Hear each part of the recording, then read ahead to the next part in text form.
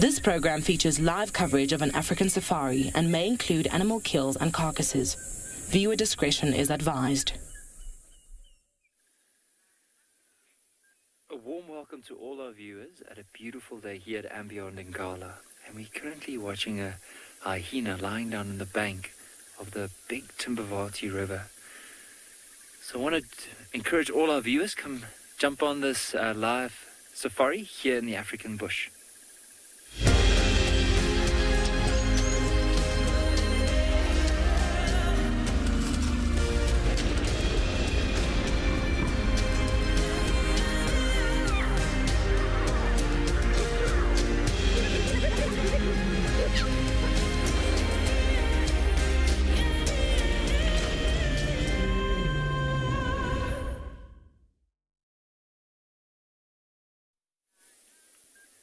So it's such a beautiful day here, as we mentioned earlier. Now, the hyena has basically gone and lied down on the side of the bank there. And as we mentioned, it's here on the Timbavati River. Now, yesterday, apparently there was a leopard somewhere in this area with a carcass up in the tree. Now, we've tried to look around to see if there's maybe any other signs of the leopard. Probably that's why the hyena is still around in the area, but we haven't seen anything yet. So hopefully we can go and try and remaneuver and see if there's any other signs. But I'm Nikki, going to be a ranger for this morning, and with me on the camera is Gert. Now, on this hyena, what I've noticed is, especially if we are going to go close towards the neck or look around the ears, you might notice there's a little touch of, looks like a reddish color, and that might be from the carcass. Maybe some scraps that fell to the ground. It could have been that the carcass fell to the ground.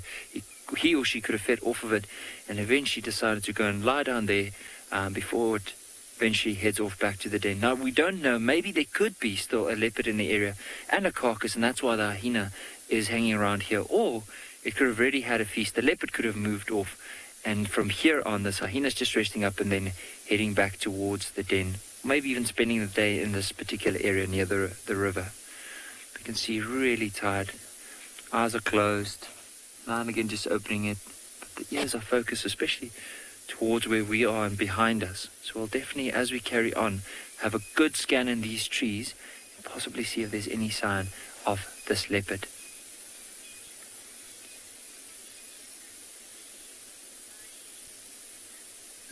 Linda is quite cute just lying down there.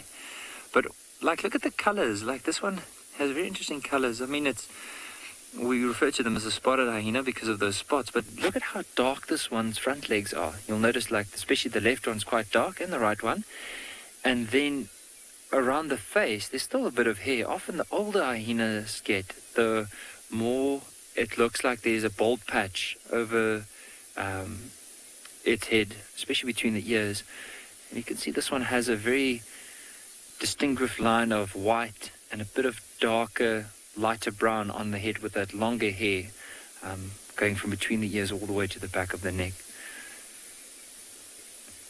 And very pointy ears, like round, cup-like, but very sharp points at the end. And just look at how it's picking up its head just to scan around. So that's often one thing in the bush that I often feel that we sometimes as guides often neglect, is that time just to sit and listen and hear what is going on around us. Because, I mean, with this hyena, I'd be able to hear if there's any interactions between other hyenas. It might even hear if something is making a kill in the distance, or if there's possibly any prey, food nearby, in order to make its way then eventually closer. But for now, it doesn't look like there's anything around. It's just probably just, excuse me, scanning the area. And even look at how it's lifting its head, just testing the wind. The wind is blowing from the right towards the left. So from the direction that hyena is staring into, that's the direction the wind's coming from.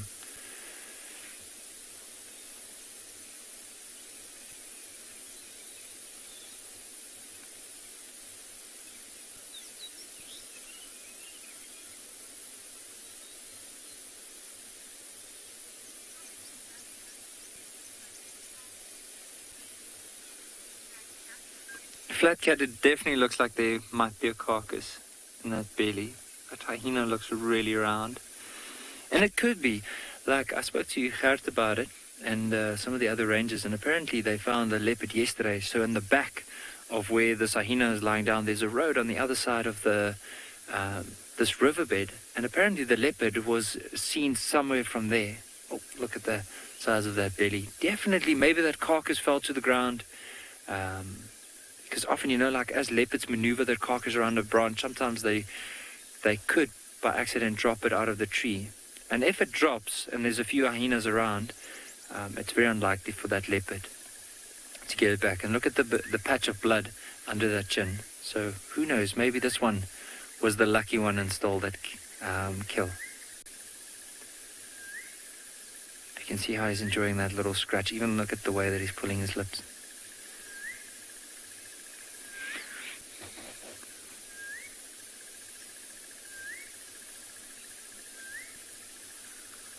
See the angle or where it's moving up? What we'll do is possibly see if we can maneuver our way around, get onto that side, and see if there's anything that this hyena might head off to, or see if that leopard is possibly in the tree somewhere.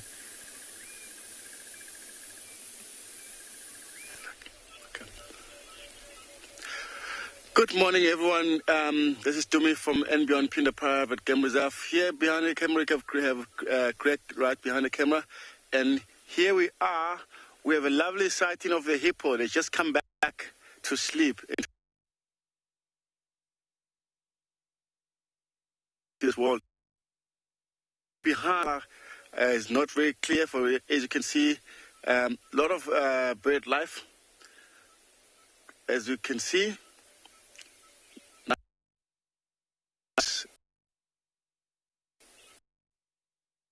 Right. Birds, sometimes they sit on top of that. These are on the ground. There will be more yellow-billed stork. Up on a tree, a white-breasted cormorant. They nest over this, but they're already done with the nesting for now. So they just start like roosting there, spending so much time on these trees. And what happened here? Because we're not very far from the Lake St. Lucia. Every time, like. They will start heading down to the Lake St. Lucia to fish there. And then later afternoon, they're coming back and to roost here. So they can see they start catching up the sunlight. And then a little bit later, they're going to start heading down to the lake, which is beautiful to see them.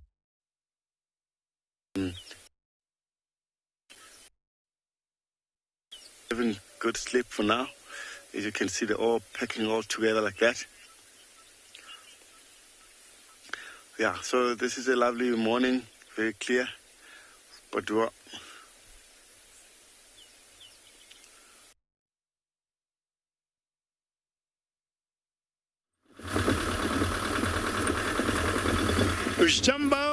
Jumbo, hello everybody, and that's how Pinda looks like this morning. But the morning of the Masai Mara is very different, as we shall be showing you very shortly. And a very welcome to the Masai Mara. Again, as I said, my name is David, and we want to show you why the Mara is different from Pinda. Well, with me on camera today is Bungay, and we had some massive rains last night. And the rains have continued up to this morning. And we're going to show you the buffaloes and the eagles and the clouds, and you'll see what exactly I'm talking about. But we managed through rather cold, 17 degrees Celsius, 62 degrees Fahrenheit. And it's this kind of cold or low temperatures that makes these animals to be active and enjoy eating the grass. Now, the rains that we had the whole of last night are going to change the dynamics of the Masai Mara. I want to talk to a friend of mine who follows the weather pattern of the Mara, but currently I'm guessing we might have had 250 millimeters of rainfall last night. I was up at 3, it was raining, went back to bed about 3:30, and I was up at 5 finally, and it was still raining. You can see the mist way down there. That's towards our eastern horizon. where we would be seeing the sun, which definitely today has performed badly. We're looking for another sunrise tomorrow. And I'm sure, as my colleagues have said, please keep talking to us, ask us about the weather, what we think will happen. Nazi, a very good morning. If it's a good morning where you are in the world, but you say you love the trees. That's what Bunga is showing you. And that's what you call a Bossiae tree. And the rest of the trees, now, as you see there, are what we call the balanites, which are very iconic trees of the Masai Mara and the Serengeti National Park in Tanzania. So any comment you may have, like Nazi, she says she loves the trees, very good. And should you have any questions, please, you're welcome to send them through. And as usual, you can do that by tweeting to us at CGTN World or hashtag World Earth. The young ones, you can do the same by sending us emails. And you can use kids' questions at worldearth.tv. Look at that beauty of the Mara. It's very quiet, very serene. Rains have stopped.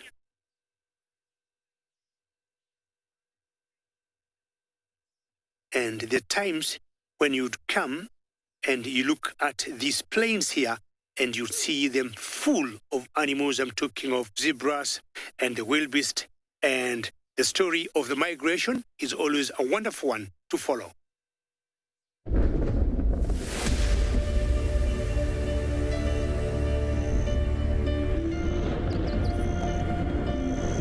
Thundering storms of East Africa are something to behold. They feed the meandering Mara River and nourish the grassy plains. Every year, the migration herds stream across from the Serengeti into the Masai Mara.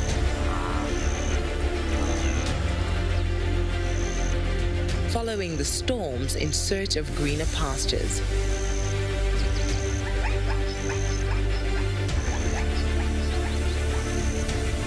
The zebra vanguard are the first to venture across the river.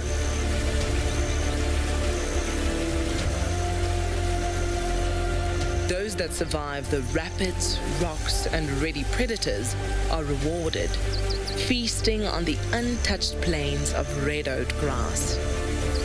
The zebras cut the long grasses, preparing them for the remaining grazers.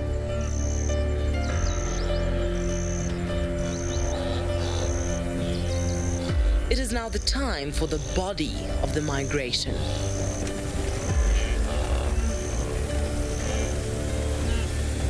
Countless wildebeest and Thompson's gazelle gather along the banks of the Mara River.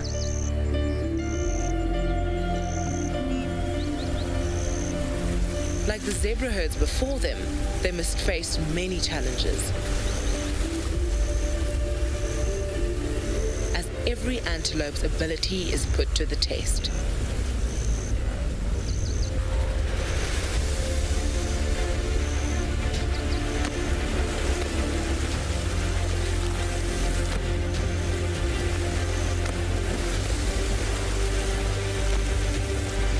Their legs must carry them across the currents and find grip along the slippery rocks.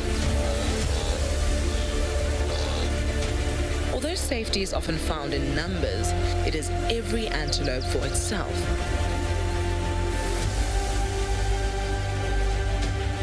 Until the survivors meet again on the other side to relish in the grassy rewards.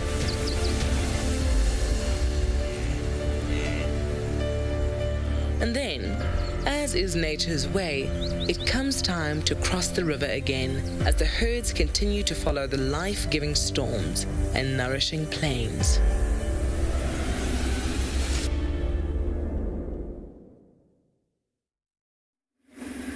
Seeing such a big river and how those wildebeest and zebra need to cross in the Masai Mara, it's absolutely incredible to watch. But I mean, for us now, they also need to cross the river, but of course there's no water in this one. So this is the Timbavati River. So you can see it's quite a beautiful dry river, and it's only occasionally when there's a bit of rain up in the catchment areas where this river would actually flow. But under the sand, there is still a steady flow of water And that's why elephants will come into this riverbed and then start digging to get to the water. And also now we saw tracks of that leopard that was close to where that hyena was, and it looks to me that they are heading off to our right. So we're now basically following the riverbed, seeing if there's any signs of him here, but if not, we know more or less where we're going to start our search.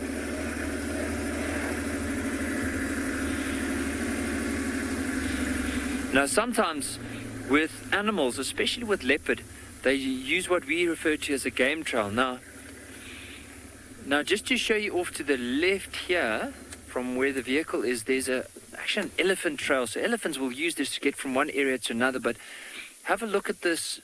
It looks like a footpath in the bush. So notice the tracks that goes all the way up into the bank. You can actually see those big circular tracks in the sand there. And with leopards sometimes, instead of just bashing through the bush and walking through a lot of, unless they're hunting, but what they normally do is they take the path that is the easiest for them to walk on. So often when you drive past these game trails, it's a good opportunity just to scan up and down and see if there's possibly those leopard tracks. Now, earlier on when we found the leopard tracks, they were on one of these trails. And the trail, now I'm showing you the one off to our left of the vehicle, but the actual one that he moved on is off to our right. And that's where we're going to be looking for him.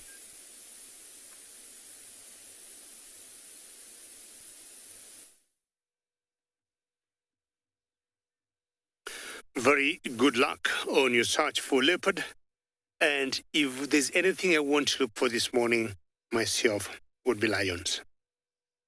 I didn't move very far from where I was with the buffaloes because I thought the light has gotten better, and I thought before I leave, these two buffaloes that seem to be very good friends, having the chins on each other, their foreheads, their horns. And these youngsters, I thought, they're going to make my morning.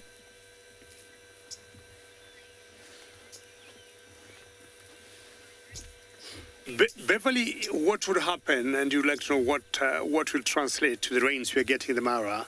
I would say, if anything, Beverly, the rains will bring some confusion to the wildebeest. I mean, Beverly, the buffaloes, the elephants, and other, herbivores may not be affected by that. But we have always seen migration works on two factors. One, breeding. Two, food.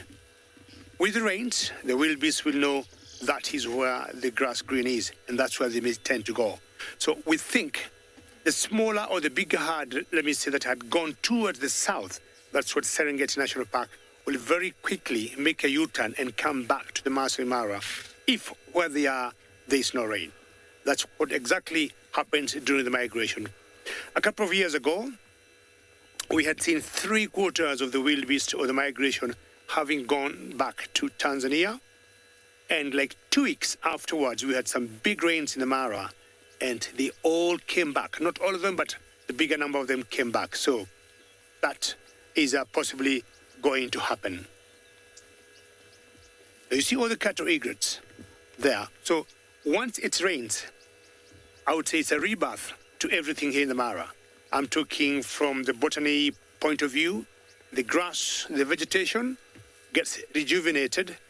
The animals, they know they have a lot to eat. The insects are all out, and the birds know they have enough to eat. The only downside of the rain a little bit is just that the roads become a bit slippery, but apart from that, it's a plus for the rains here. So all the white birds you're seeing there are the cattle egrets, and I would say today they have started to eat very early. Of course, their feeding is determined by these huge herbivores, and once the buffaloes are up and moving, they know that's the right time to get the food. There's one there that's just enjoying the ride and enjoying maybe the savannah. You should be eating, get out. Very good, that's where the food is.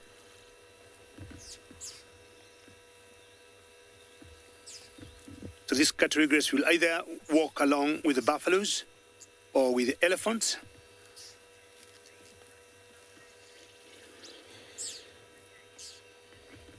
Zach, you were asking how do the buffaloes greet each other?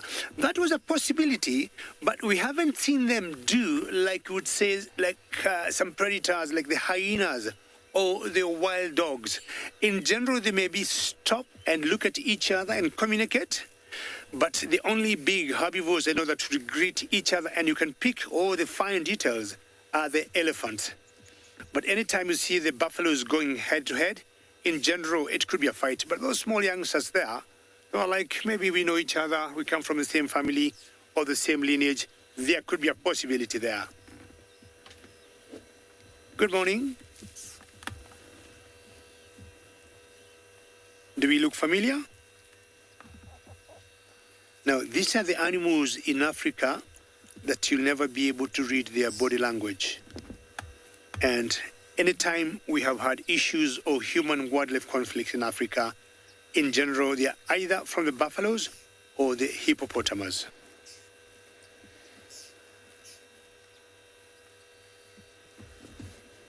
They're very unpredictable. One moment they'll be just there grazing, have no business with you. The next minute, she or he will be next to you. I will allow them to keep feeding, and as I said earlier, I have plans to search for some lions for you.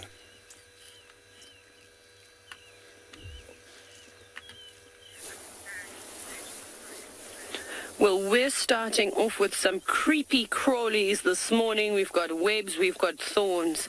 I was also hoping to show you a sunrise, but it seems as though it is a little bit late for that.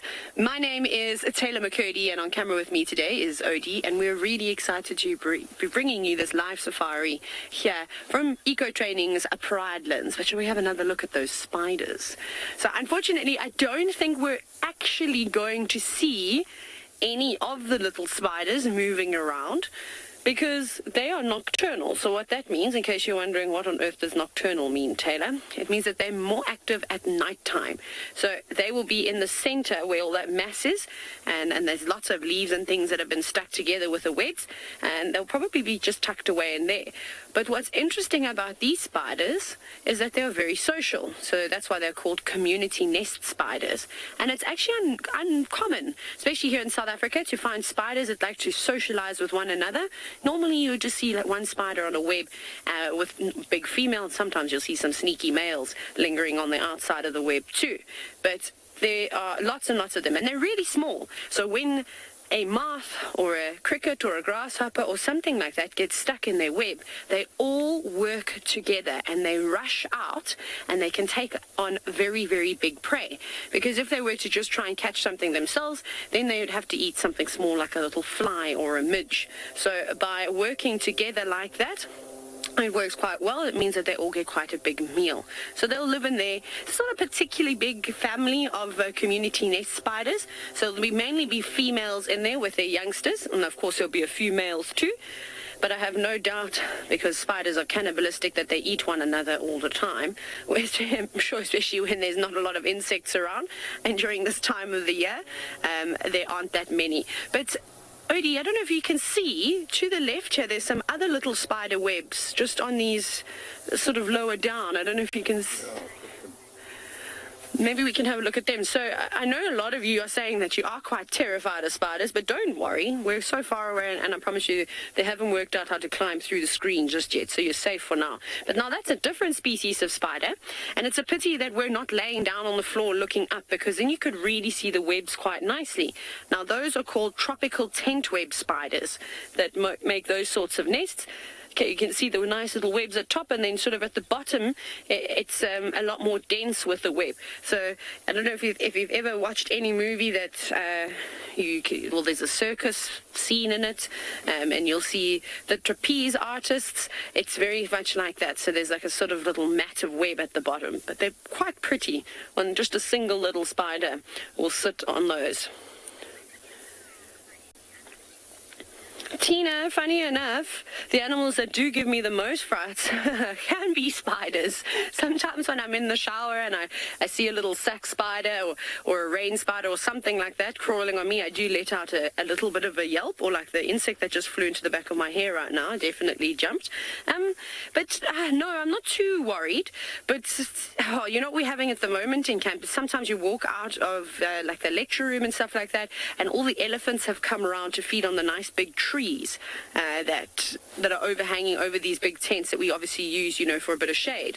And they have started feeding there. So sometimes you step outside and there's an enormous elephant who also gets just as much of a fright as you.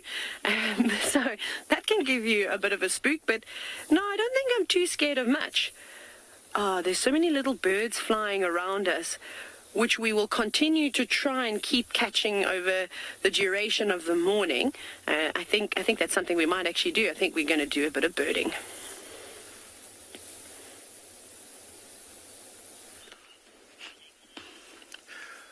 Welcome back again, everyone.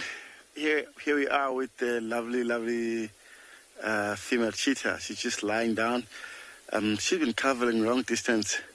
She must be taking a rest for now because it's still nice and cool. She could be able to continue for hunting, but I'm not sure how much longer she's going to be resting around into this beautiful open area here.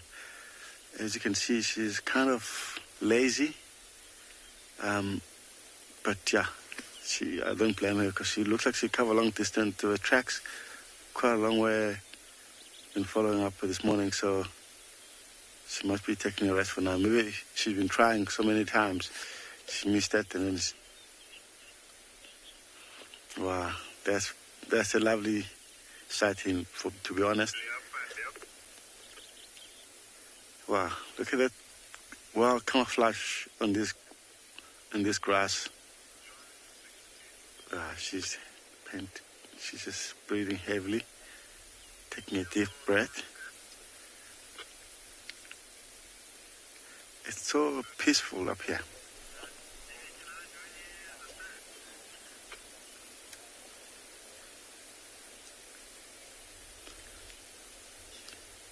Yeah, look at that tail, checking slowly. Yeah, she's in a very good area. There's no lion around, and she's, as you can see, the house is more comfortable. She's not even worrying about anything, not like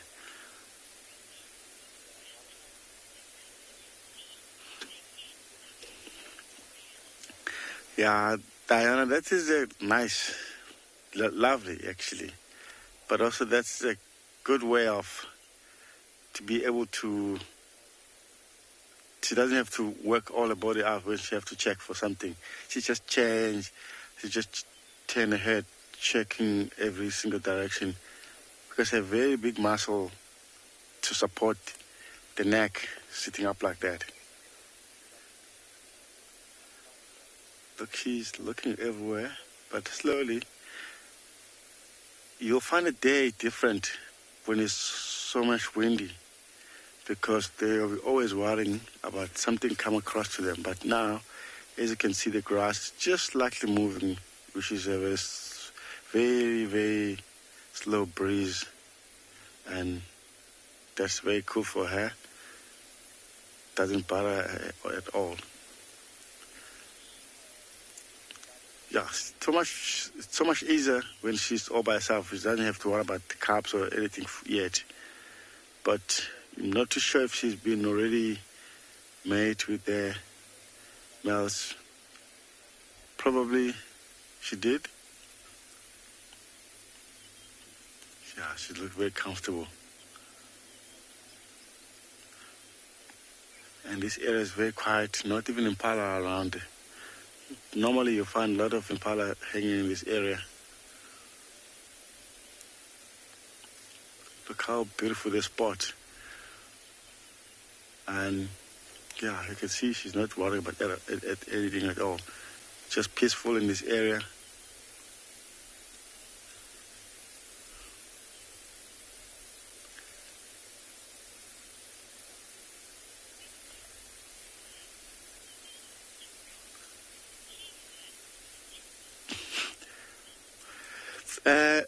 Summer, there's so many different you can pick up from the leopard and the cheetah. First of all, most of people, they pick up from looking for the tear marks on their face.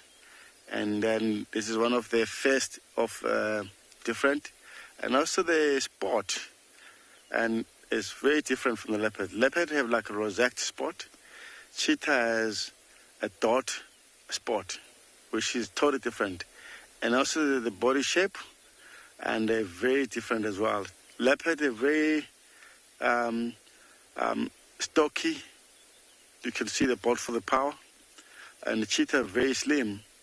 And that you can see that they're built for speed, like a greyhound. So there's so many different. You can pick it up on there between the two.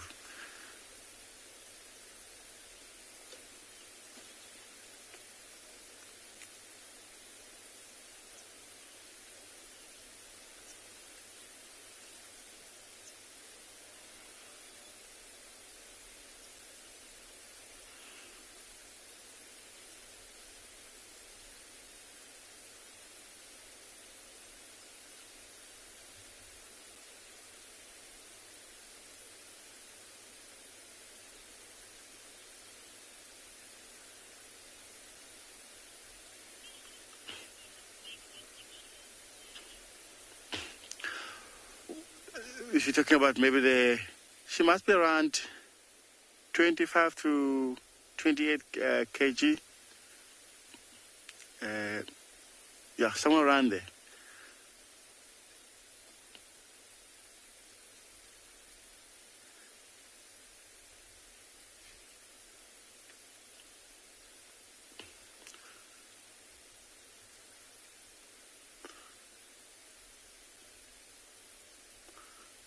She's looked very tired from this morning, but she can change her mind quickly.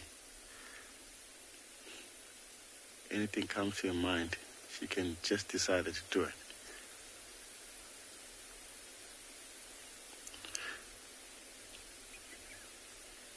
As you can see, she's lying down like the body shape is totally same level at the back.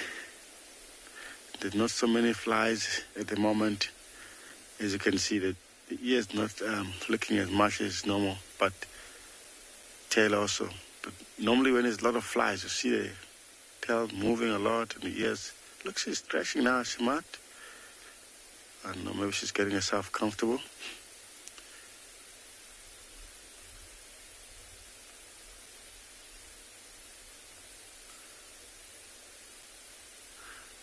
Yeah, when you normally hear people talking about the cheetah, the fastest mammal inland, but they still find it very difficult to find, to catch the prey. They have to use their very good technique to catch, especially by using a lot of cover.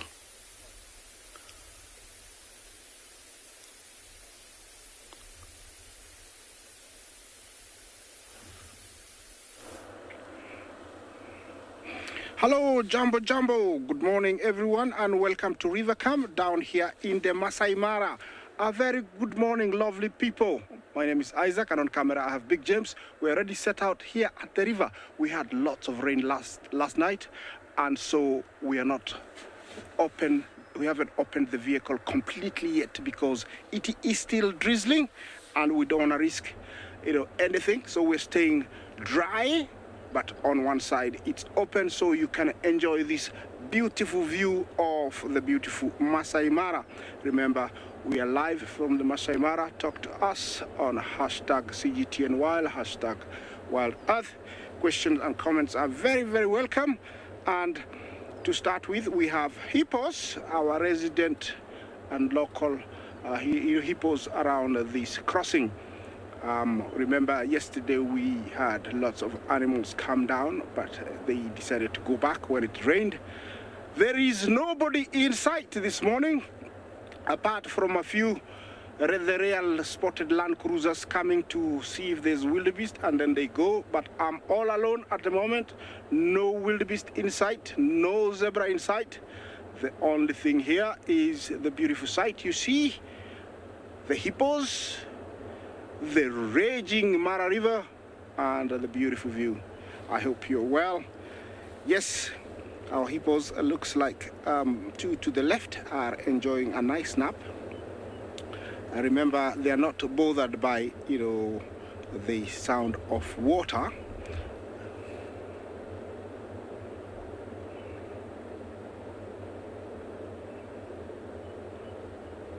Gremlin General Jumbo, how are you?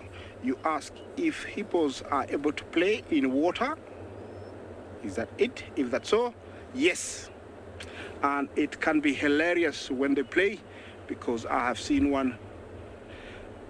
Oh yes, they are, when they're swimming, they are able to float, but when they stop, definitely they do sink, they go down. But when they swim, yes, they can float.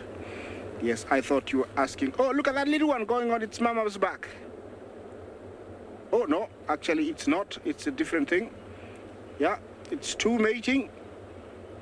Yeah, I spoke too soon. It was, looks like, it doesn't look very serious.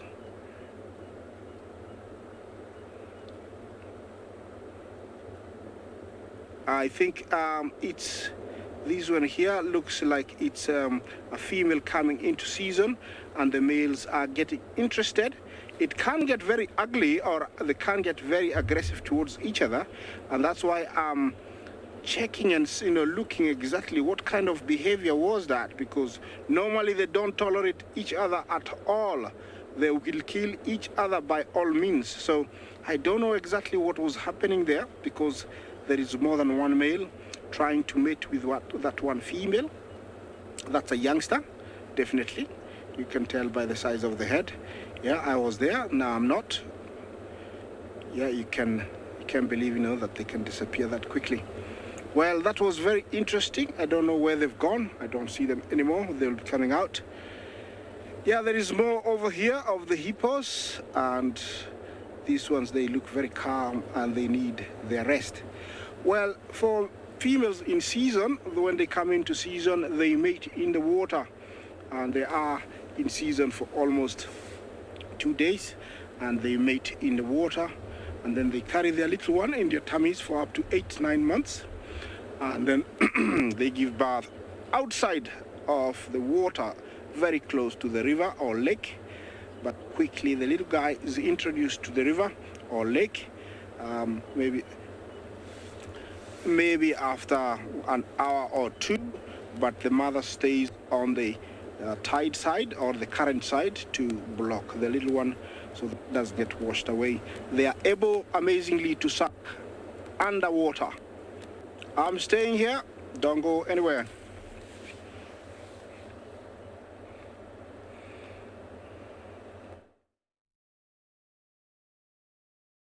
If there's an animal I would like to see giving birth, would be a hippopotamus. And doing that underwater or near water, it's very difficult for most of us out here in the field to see that. But for animals like elands, many a times we actually have seen them giving birth. If you look carefully at this eland here, you can see now it's eating some foliage or some leaves of that bush. Because elands are mixed feeders, we'll always call them either browsers or grazers at the same time. And then don't be surprised if she stops eating the leaves and then go to the grass, because most during the rains, they eat grass.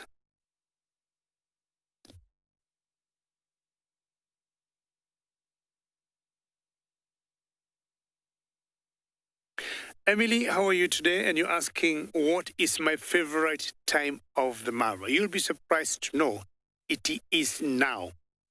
It is now because I love the Mara when it is raining. A few of the guys will be like, oh, we'll get stuck. It's going to be very muddy. But I love it. Emily, I love getting stuck. And the only reason I would say I love it during the rains in the Mara is because it is always full of life. Everything is rebranded new. All the animals are reloaded, if that makes any sense, because the grass is up, the vegetation is green, and you can tell the animals, the birds, everything is just wonderful, and there's some sort of positive energy in the air. So what I usually do, Emily, before I leave the camp, I'll always make sure my four-wheel drive is working very well. I have a machete, I have a spade, the winch is working, and my high lift jack is working, and I have a raincoat and some gumboots. At one point, Emily, I am going to show you the boots I'm wearing, just to show you how prepared I get, because I enjoy every moment out here in the rains. Yeah, the herbivores there are toppies. You can tell with the rains, from the body language of these animals, everything is just working fine for them. Normal day is about 8 o'clock, our East African time. You'll notice most of the herbivores are just waking up. The day is just starting, but these herbivores have been eating for the last, say, 1 hour, which means they started feeding earlier by an hour because the weather is just perfect. Now, we are looking at the toppies and the elands. Both species got males and the females having the horns. Looking at the elands, they'll have a little bigger horns than the females. That's the elands. And especially, when you look at the males, and what they do, I was saying earlier, the elands are browsers and grazers at the same time. Now, during the rainy season like now, they'll be feeding on grass, and of course, as you can see there, a bit of vegetation, a bit of foliage from the bush she's feeding on. But during the dry season, that's when their horns come in very handy, because they use them to break big branches of trees to bring down the leaves to feed on the twigs, and of course the leaves. So both sexes have horns. Toppy, if you look at them carefully, the size of the horns is more or less the same. Not much difference in terms of size, unlike the elands where the males got larger horns. Well, it's time to move on and keep enjoying watching all these animals that are having fun feeding with the rains.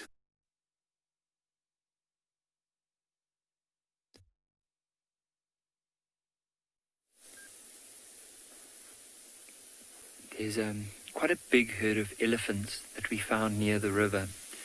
And we're looking at two individuals. You'll see the one is picking quite a bit of grass. The other one is feeding into one of the trees there. But notice what it's doing with its trunk.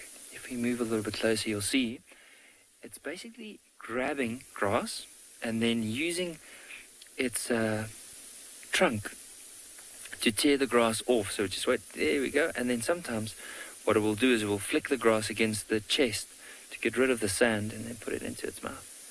Notice that tusk, the dark color. I wondered yesterday, because it was nice and warm, if this elephant had a mud bath. And just splashed a bit of mud onto itself. That's how that tusk got dirty. But look at what it's doing with that trunk. It's basically grabbing it. In order to get more grip on it, it's twisting the trunk around it and using a bit of momentum to pull it out of the ground.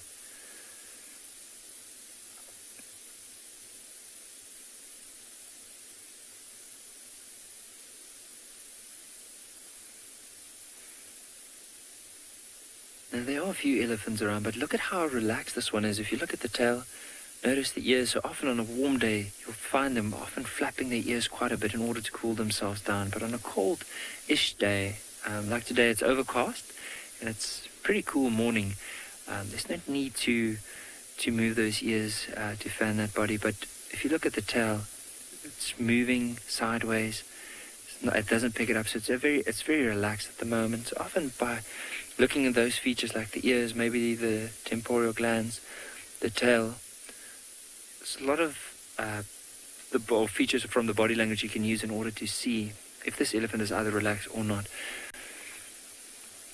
Now, if it carries on the way that it's moving now, we might get a better glimpse of it from a gap right here in front. So just bear with me. If this elephant continues to move, I'll just try and reposition the vehicle. I think let's just try and do it, because we might, there's no guarantee, but there might be a slightly better gap right here, not even 10 meters further on. So Gert, tell me if you have a gap here.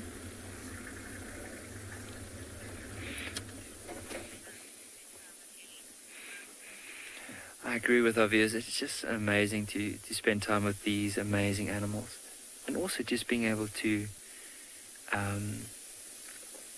just watch their behavior and how the whole herd interacts with one another.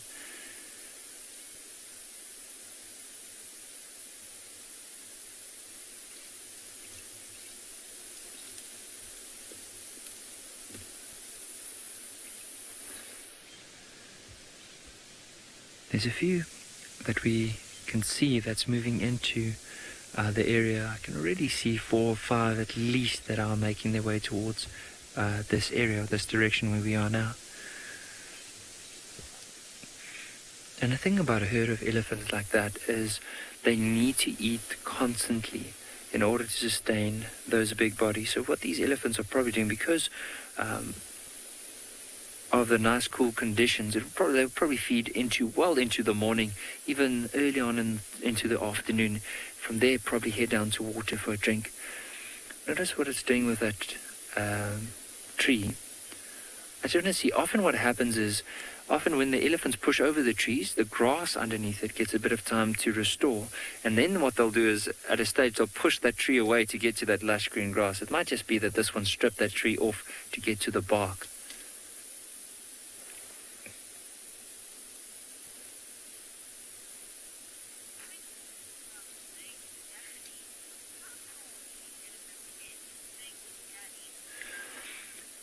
Big Daddy, with the elephants, especially these ones here, you know what we can do is let's try and work together in terms of the height of this particular elephant.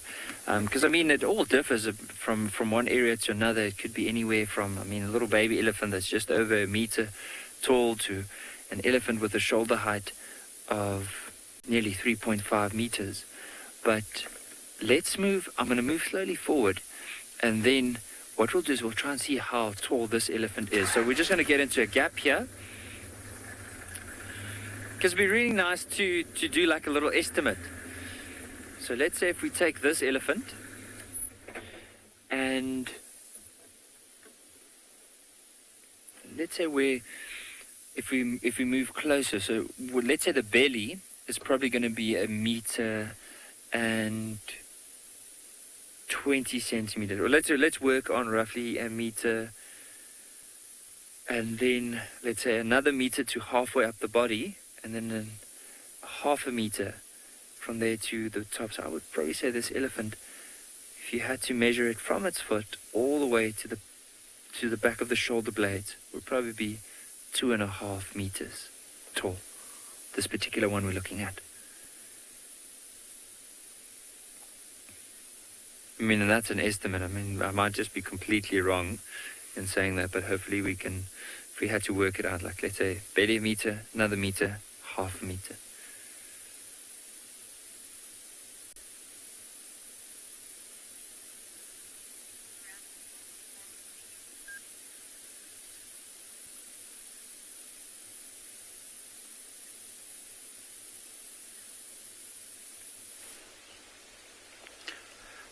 Welcome back again, everyone. We are still here with our lovely cheetah here.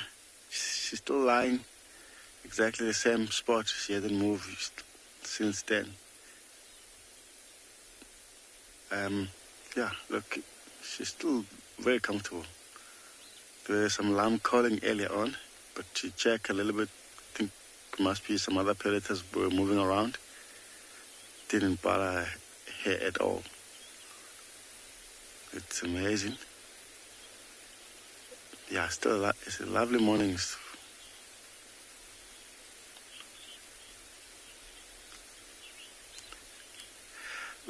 Donna, a cheetah can't put a kill up on a tree. They'll rather hide into the thicket, trying to avoid like a vulture, something like that, because even themselves, they can't climb up on a tree. the leopard does that.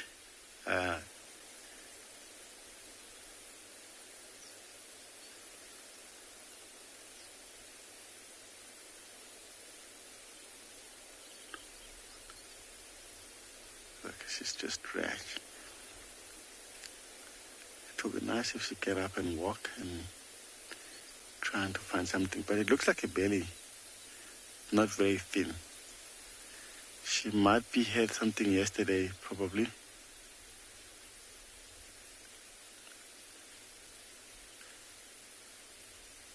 And also, if you look at the way she's lying, it shows she must be had something probably from yesterday or day before.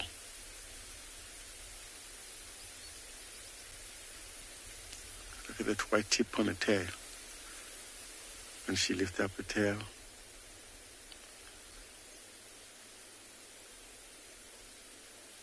Yeah, she looks like she's enjoying a morning sunshine, getting nice and warming up. If the sun starts getting a bit more, she will try to move, trying to find a good shade. She might rest here for the day. Look how cute the face.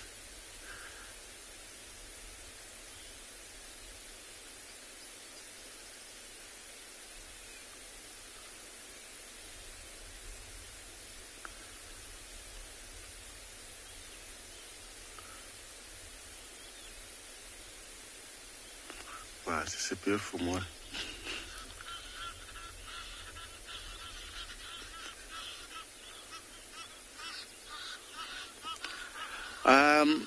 Good question about what you're doing. There are more leopards here in Phinda and more cheetah as well. Like a couple of days we've been viewing a cheetah with the two cubs. What they're doing.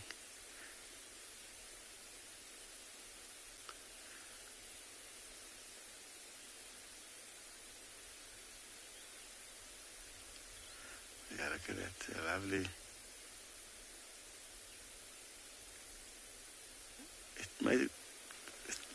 Amazing when she put her ears back, and that shows how they're using them to listen every single direction. It's amazing how they can. Oh, look how she's rolling over now, changing position. She might get up and move or start yawning a little bit. That is always a sign of getting more energy, but sometimes getting energy to settle down. It surprised me she's just using one side for lying down. You can't really see nice on the paw, on the front paw, but if you look carefully on the front paw, you can see like a jewel claw, but not very clear. It's what they use for catch their prey, to trip the prey. When they're running out, when they're chasing, they just hit with this jewel claw and they run straight towards the throat, making sure they suffocate the prey. So that's how they do it.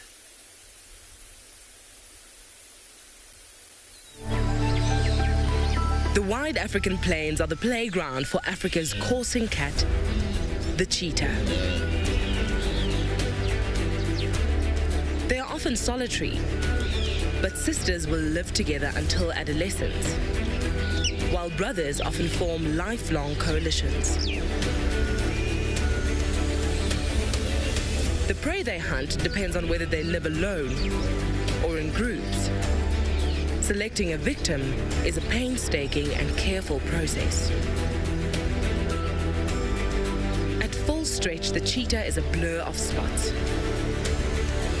To stay at top speeds, its tail whirls to counterbalance the cat's change in direction. Despite their immense speed and agility, only about 40% of chases are successful.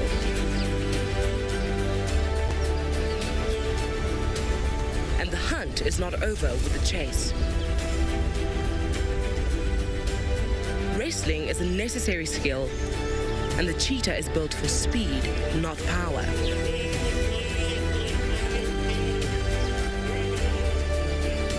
The cheetah must also eat fast to avoid thieving scavengers. Only after the meal can this captivating cat rest.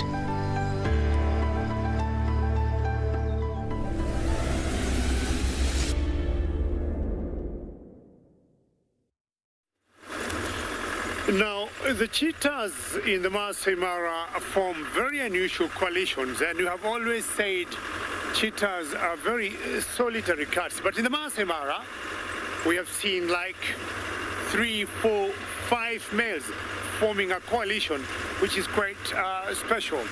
Now, cheetahs will hunt in general during the day, but at times we have seen them hunt during the night. But the 5 musketeers, being 5 males, they have formed a formidable force that could hunt any bigger prey. The largest prey I've seen them hunt one time was a baby buffalo.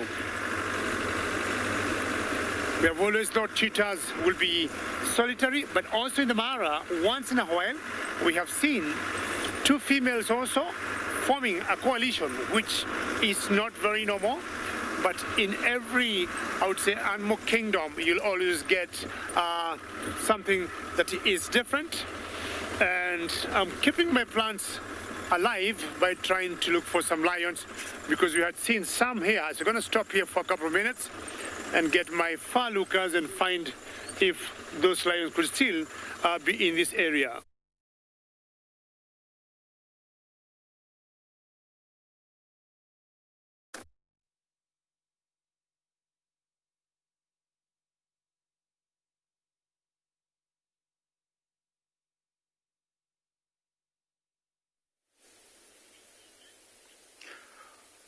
Welcome back again, everyone.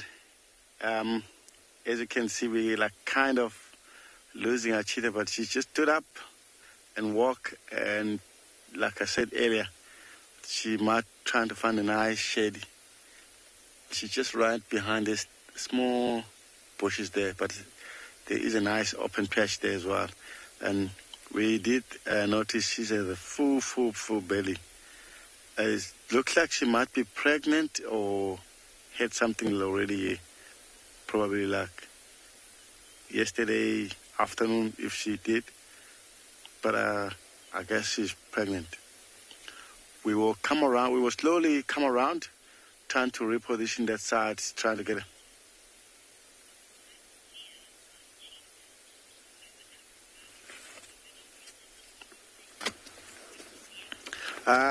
Batelea, all over Africa. You can find a cheetah all over Africa. Batelea. So we're trying to reposition here and see if we're going to get a better view.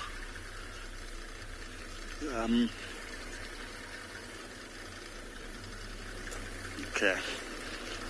How's that?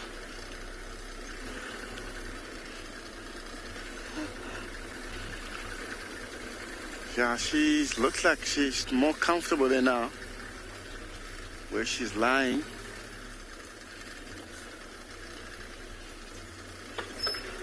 I think that's the best spot. As you can see, there we go. She's right here under the shade, and yeah, she looks like she's gonna hang around for the day, because she doesn't really have to worry about hunting, and her bellies look very full. I wish you'd see when she was walking.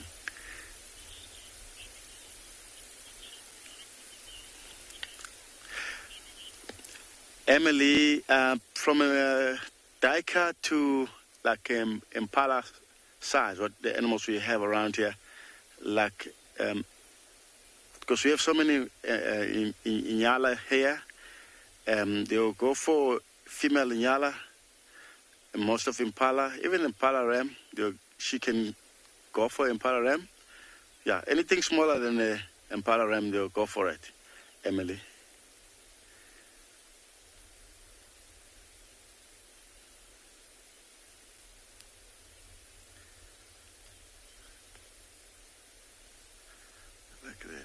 size of her belly. That shows she's had something. But I still think she might be pregnant, that one. I got no idea which way she come. I think she come from the north. Wow, look at it stretching out, getting more comfortable with itself.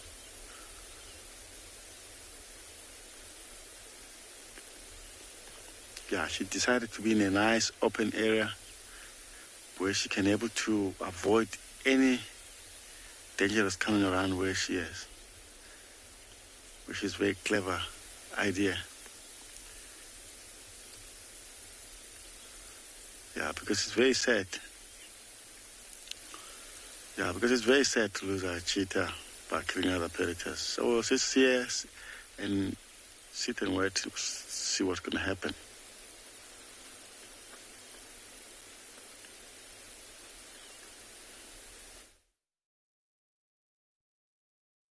Well done for the cheetah, and it's quite some time since I saw cheetah here in the Masai Mara, which I'm thinking the next 2 days I'll be working for nothing but the cheetah. But I'm full of joy now because all what I wanted to do when I started the drive was to spot a lion. I wasn't sure whether I want to see a lioness or a lion, but we've got a huge male here that is just sleepy. And it belongs to the coalition of the Triangle Boys. I cannot be able to tell who it is right now, but it could either be Fang or Halftail, one of those two. Fang or Halftail, because this is their territory. Sleeping facing the bush.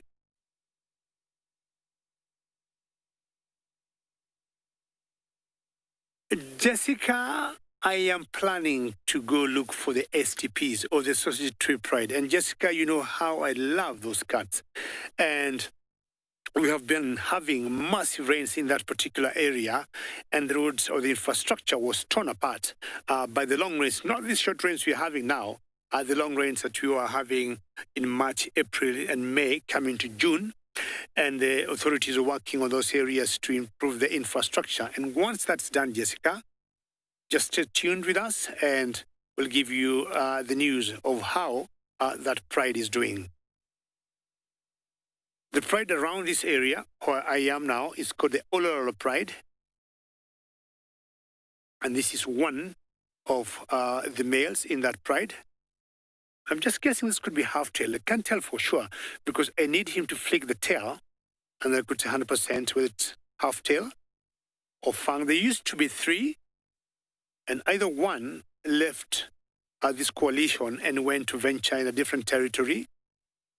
I'm not sure whether he was accepted in the new coalition, but we do not know of his status currently. Good morning, Sam. I'll give him, 3 more minutes? He's not up. I will leave him, maybe swing by here and find out who this exactly is.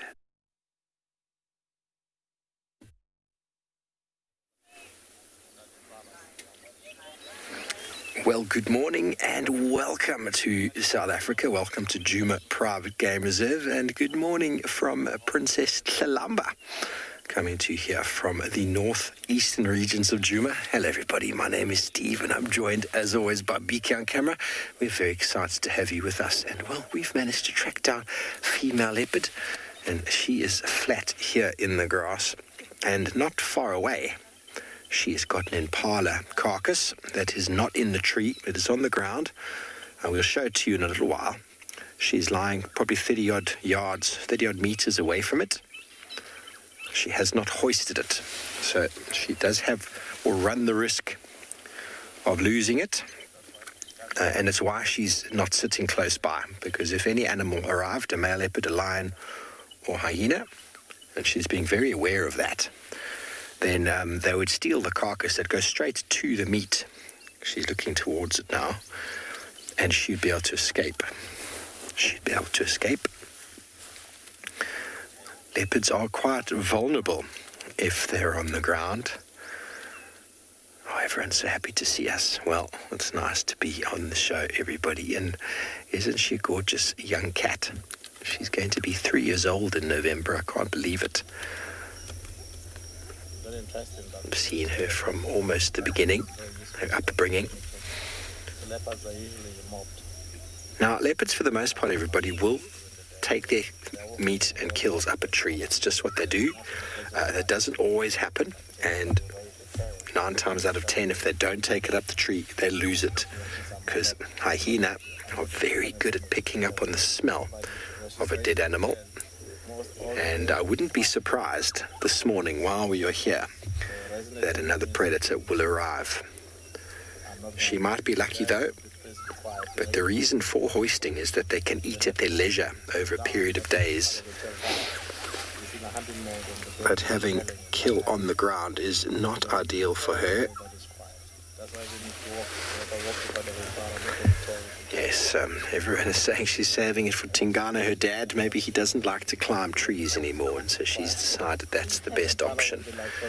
Now, there's a couple of options here, really, is because in this area, the closest tall tree from us is almost 180 to 100 meters. It's possible she just decided it was too heavy to carry. You see, it's quite open here. None of these little trees are suitable. Can you see the kill, BK? Just under the tree over there. A little bit more left. Left. Yeah, there it is there. Left. There you go. There it is, middle shot. There is the impala. She's covered it in a bit of grass, but it's on the ground. I can't tell if it's male or female, but she's going to be very vigilant. Anybody could come and surprise her, so that's why she's got her head up and she's lying away from it. Young leopards like this actually will quite often also spend time away from their kill, even if it's in the tree. In case of male leopards arriving, she doesn't want to be surprised or caught on the kill.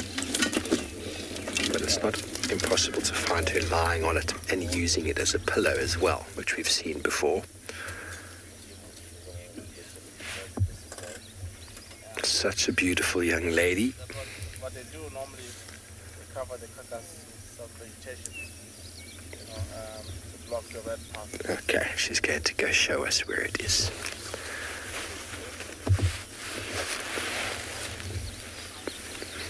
We might hear the sounds of other vehicles. Everybody, we are not alone. I'm actually going to move up in a second. BK, is that all right with you? Okay, she's probably going to, either she's going to start feeding some more. Actually, we're in a good spot. Or she's going to pick it up and drag it. She might have decided. You know, they do suddenly decide things. Or she might be hungry.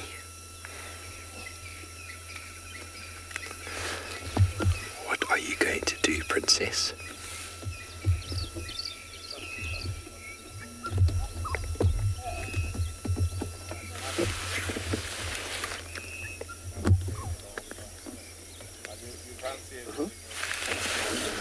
We're going to just move forward, everybody.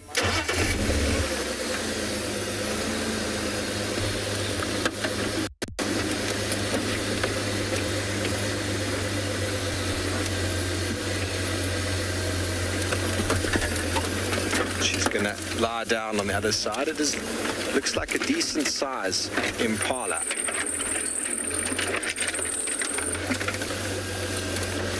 That she has completely covered. How's that, BK? Is that right? She's completely covered it with grass. I can't tell you if it's a male or female. I cannot see the head right now. But she's eaten a fair amount of it. It looks like it's probably a Oh, I don't know. She's eaten a lot of it, everybody. And covered it with vegetation. The stomach hasn't yet popped open, which is often what leads hyenas here. The smell of stomach is a very strong, pungent smell.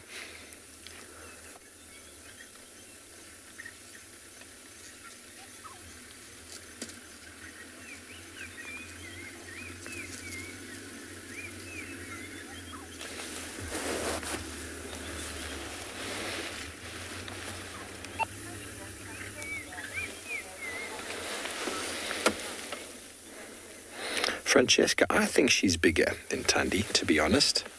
But, it's very hard to get these ladies to step onto a scale, you see. I think she's a little bit bigger than Thandi, which would make her a bit heavier. But it's really hard to say. I haven't seen the two of them right next to each other for some time, but she does have slightly bigger feet. So slightly bigger. There's the stomach, that whole big white thing there. She's done a very good job not to break it. As soon as that stomach breaks...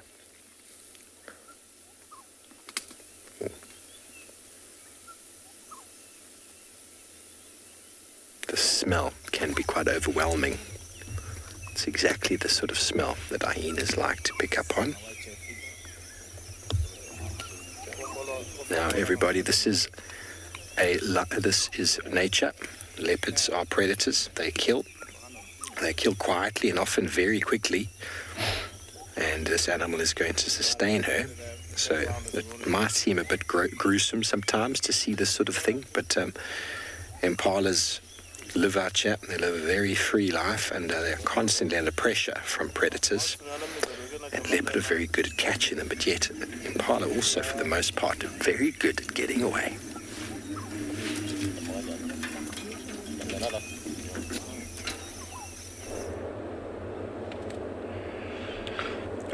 Jumbo, welcome back to the river, and I have one hippo. There is more we're gonna share, but that guy is facing upstream, and I've just been asking myself lots of questions because you have refused to ask me questions. Now I'm asking myself, now because this hippo cannot stay out of water in the heat of the day because it will get sunburn. Well, it can stay in the water when it's cold. It's got lots of fat to insulate it so it doesn't get hypothermia, get cold and die. I'm asking myself, does anyone know the body temperature of a hippo in water? That's what is going on around my head right now. It's rather interesting. When they're outside, they have what they call blood sweat, which acts like sunblock, prevents them from getting sunburn. But in the water, it is different. This water is really cold. It was a cold night. Yeah, just thinking, my brain giving itself.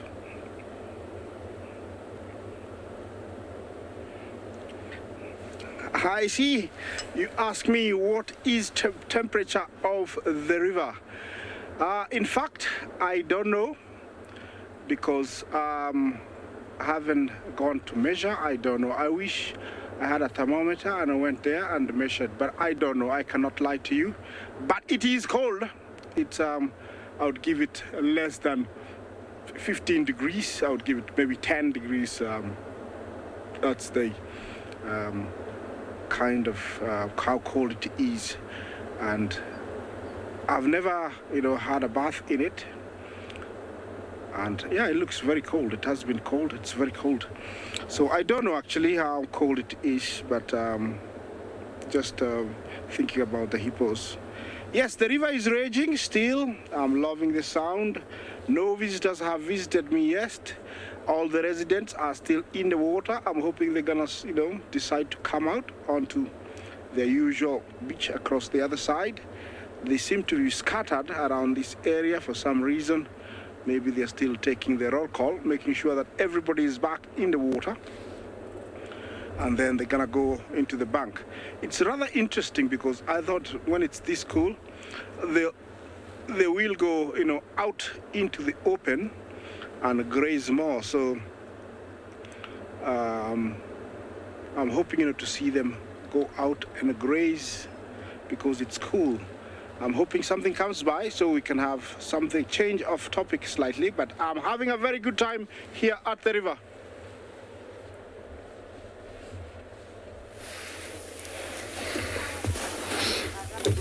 Welcome back, everybody. He's picked up her impala, very awkwardly dragged it 15 meters or so underneath a bush. Now, what this will do, being under this bush, is it'll prevent birds of prey like bateleur, tawny eagles and vultures seeing it. They can quite often be an attractor for predators. Hyenas and lion will both follow. Now she's going to just cover it a little bit more. She doesn't mind a bit of dirt and sand in her food. You might hear other people speaking, everybody. We are in a rotational sighting, game viewing. People come from all over the world to see these. So it's very important. The longer she can keep this meal, the better it is for her. Leopards do hunt small prey like scrub hare and birds that they can eat immediately, but they also benefit very highly from catching larger prey, which they can eat at their leisure over a period of days. It's the advantage they have over cheetah, in that they have a very similar prey range. Cheetah will also feed on animals the size of impala, but they almost all the time lose it to larger predators because they don't have the potential or the strength to protect it from them, and they aren't able to take them up trees. So there's a huge benefit and energy saving in being able to hold on to this carcass. That's why she's doing a lot of this burying right now, to try and disguise it from the air, try and cover the smell.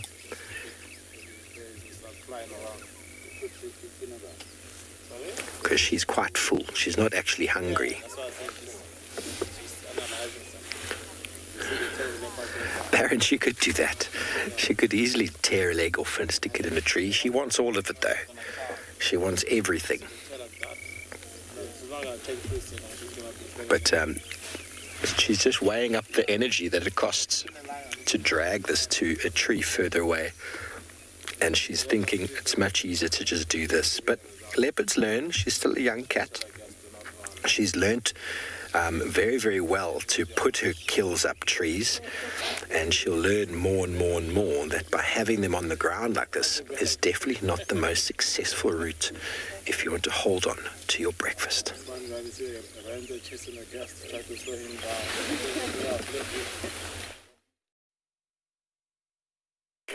Well, that leopard is important that the kill is covered, and it will protect it from there would be other predators like hyenas. But here we have a lioness that's trying to look for a kill. She is definitely looking for something to eat this morning. And I'm happy now I've got in my dream that I wanted to see some lions today. Having seen the sleepy male, now I got 3 lionesses here that seem to be wanting to hunt. Currently, we want to show you this one that's on the frame that we think is the lead of the other 2. And what they're looking at, from what I've seen from a distance, were some toppies. This is the Olololo pride, one of the largest prides that we have around this area, after my Sausage Tree pride. See how focused she is.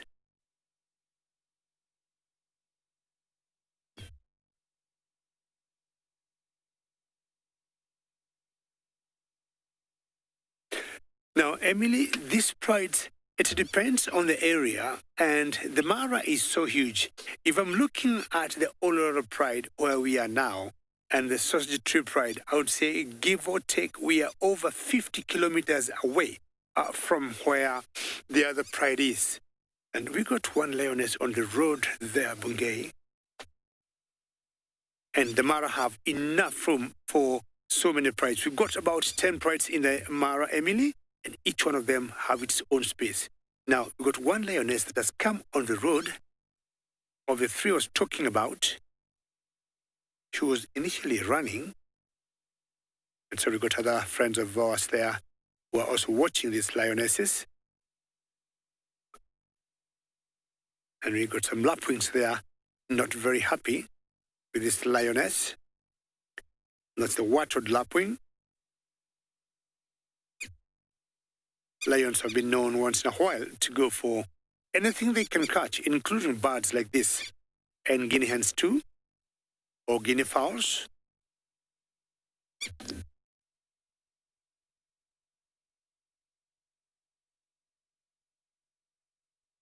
by the road. And she looks very light. And these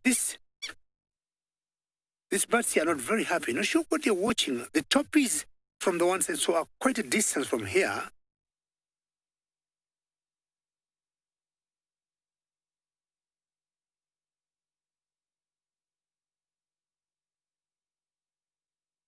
And now we have 4 lionesses from 3 now. There are 4 in total.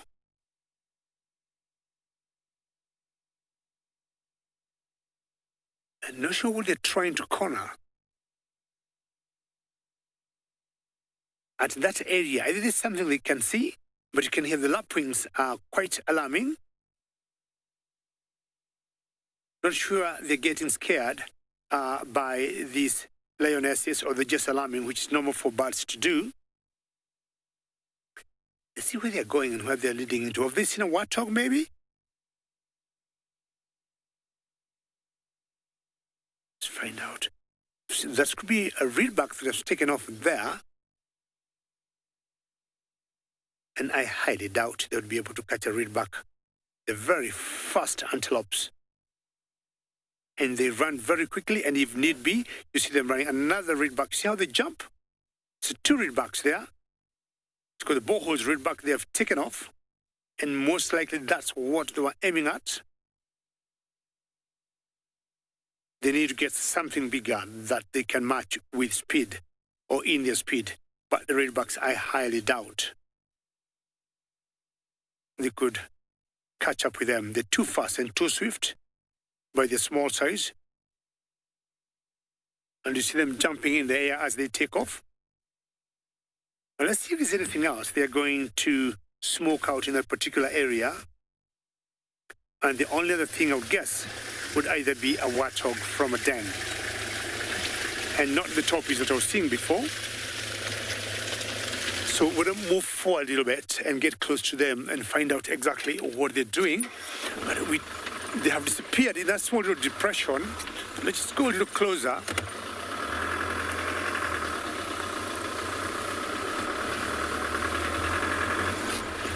And we'll definitely let you know what's happening right here.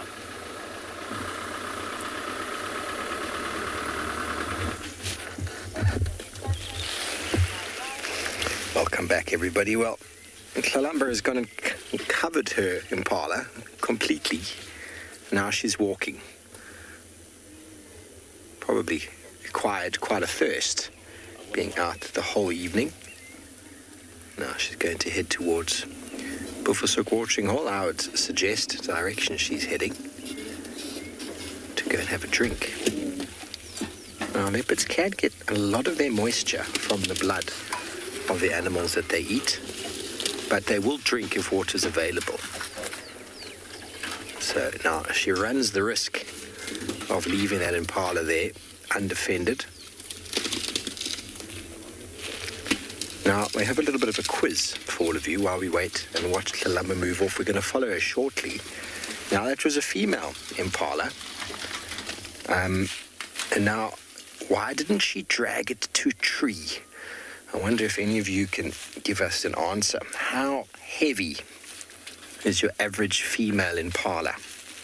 Kilograms or pounds? Let us know. Why did she not drag it to a tree? Surely she should have just quickly ran and jumped up the tree. Let us know through hashtag CG10, hashtag Wild Earth. Obviously, it's a bit of a range in the value, but let's see what you can come up with.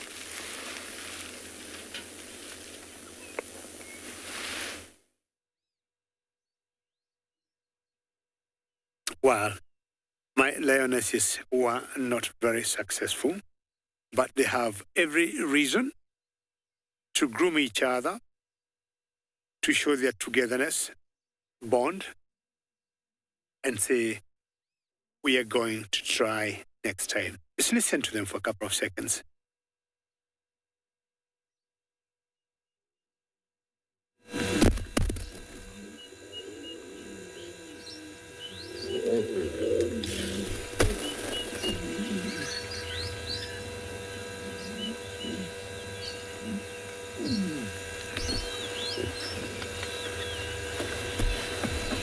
I'm assuming all those are good mornings from the 4 girls.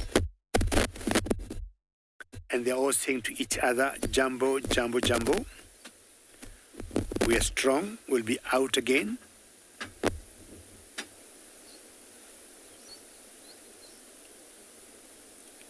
And this is very typical for cats and most of the lions.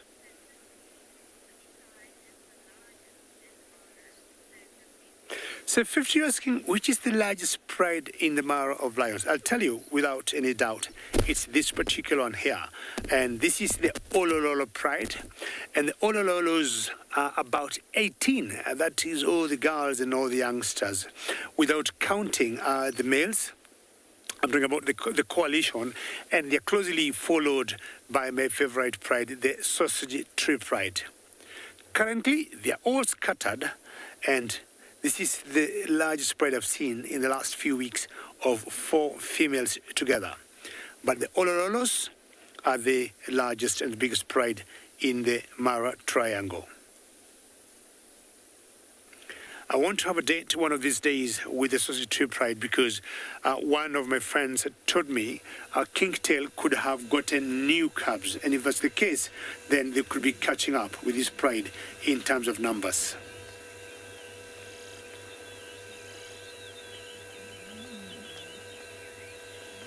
I'm really enjoying how these lionesses are grooming each other. To me, they look in good shape. As much as they have missed the toppies and the redbacks they wanted to hunt, they still look in very good shape to me. Could be happy to see them stand and maybe investigate their bellies and find out if any of them could be pregnant or all of them. Look at that. The most social cats we got in Africa. That's very, very cute. Maybe I'll have a chance to see them at a glance and find out if there are any circle marks.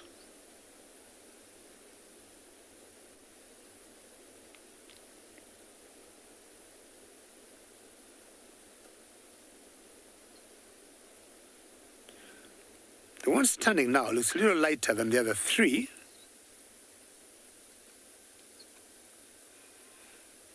Genetically, that will happen once in a while, but it's not anywhere close to the white lions or lionesses we would see in South Africa.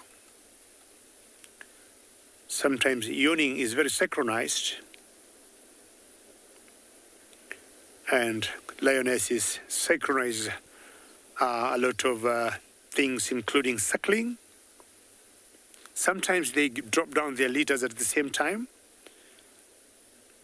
with a gap sometimes of a day or 2. And many times we always confuse their cubs. Look on the ear. The left ear of that particular lioness there seems to have been cut and tattered a little bit. Also, to got a tick somehow on the shoulder. We'll spend a few more minutes here and find out what these lionesses might do.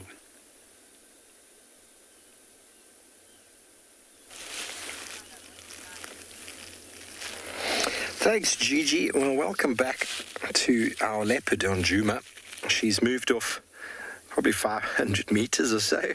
She's found herself a very nice shady spot, a bit sandy underneath. It looks almost quite comfortable. Like she's made a bit of a bed for herself. Now she's probably going to spend some time here. I thought initially she was heading off to go and have a drink, but she's now in a safe spot away from the carcass. She can go back and eat at her leisure. It is a dangerous place to hang out, as I said before, because she could get caught there. So now she's moved far away from it. She hopes it's safe. She's probably resigned herself to the fact that she's eaten a fair amount of it, and if it does get stolen, well, it is what happens. So hopefully no one detects it. As the day wears on, the smell is not going to be emanating too badly, although it is going to start picking up some smell. Animals will only really start to find it later on in the evening. So I believe we've got some answers to the quiz.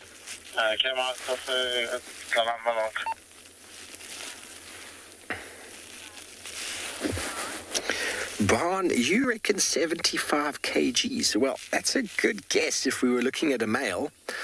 A male impala can get up to probably about 76 in total. So females are a fair bit smaller than males. And it was definitely a female, but it was a fully grown female. Neva, 60 is close, but a little bit lighter than that. 60 is heavy. I reckon Kalamba probably weighs in the region of 45 to 50, maybe at the most. Ryden, that is pretty much in the middle.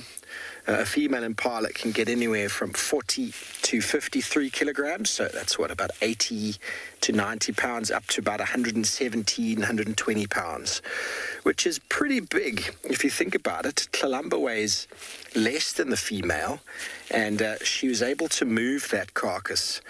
It always amazes me. You wouldn't find a female leopard doing a very good job hoisting a male impala. It does happen from time to time, especially young males, but a fully grown male, the weight is just a bit too much, and it's a bit too much for them to take down. They do kill them from time to time, but they quite often lose that kill. So obviously the hunt would have happened, and she would have been a little bit too far away from the tree, and for her to drag that kill another 100 meters, the energy required was quite enormous. But one of the sad things, I suppose, about this time of year, especially with impala, is the female impala, being quite heavily pregnant, are more susceptible to being caught.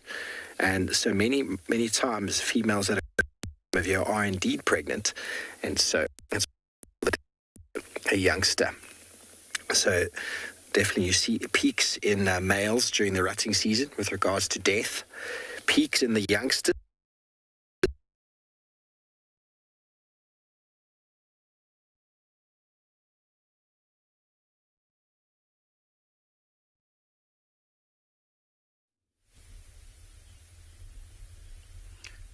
Welcome back again, everyone. We are still here with our lovely cheetah.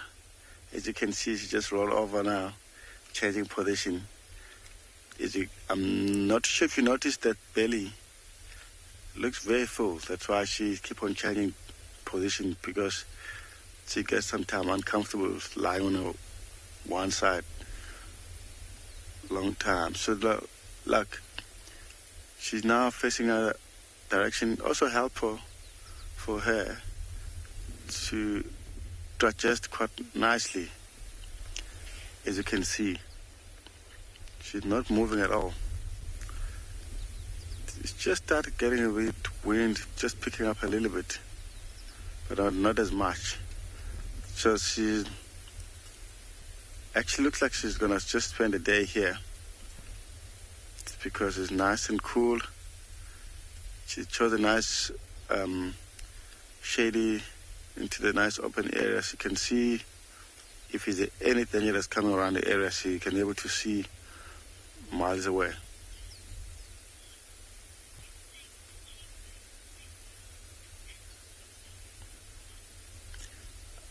Mouth is impossible. There's no chance. Way too big.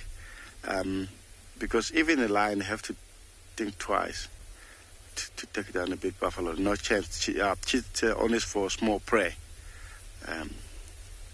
Mouth.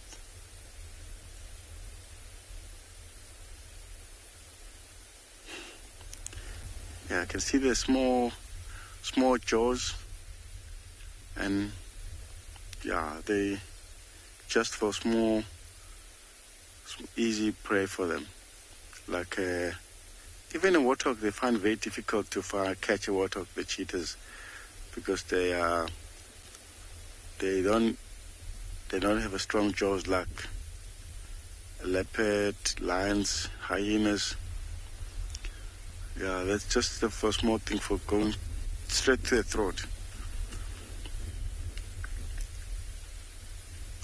Just a beautiful animal. When you look at them like lying like that, it looks like it can easy.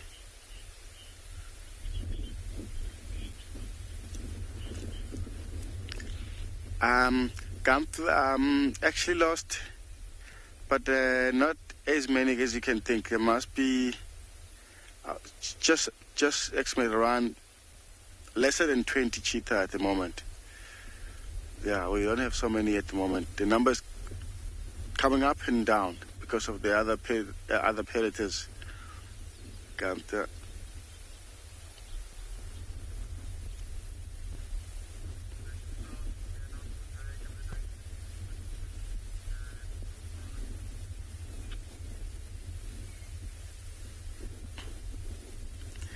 Looks like she's changing direction, listening, because the wind starts picking up a little bit.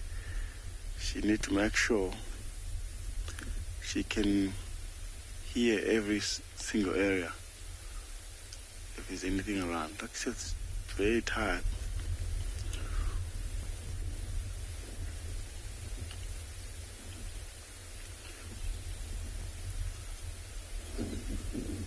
There was some impala earlier in this area, but they moved away.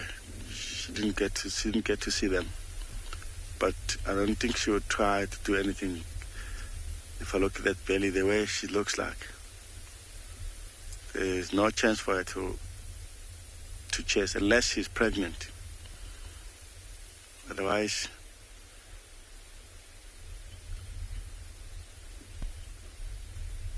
yeah, it looks like she's gonna spend a day lying down like this area.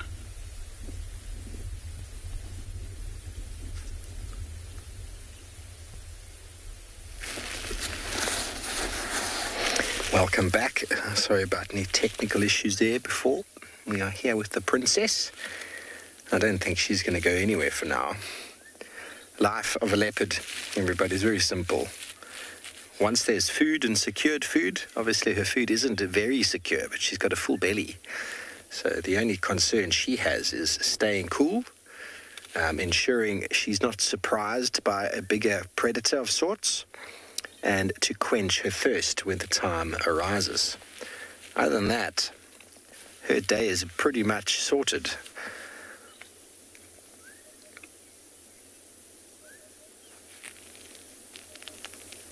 So the reason leopards will, many times, most of the time, will catch prey and hoist it so that they can eat it for days, because that means that for days they don't have to do anything apart from eat, move around, have some toilet stops, and then they maybe go and drink. So life can be quite simple like that. But if they don't hoist, like what she's done now, it's almost impossible to assume that she will have it after sunset this evening. So as soon as it starts to cool this evening, it's almost a certainty that a larger predator or another predator, namely hyena, will find it. It's not impossible that some birds of prey won't spot it as well. She's done her best to try and conceal it, which means that if she does lose it, she'll have to go on the move again. We rather like it when our leopards catch prey and put them up trees, because it means you're almost guaranteed a few afternoons, mornings with them.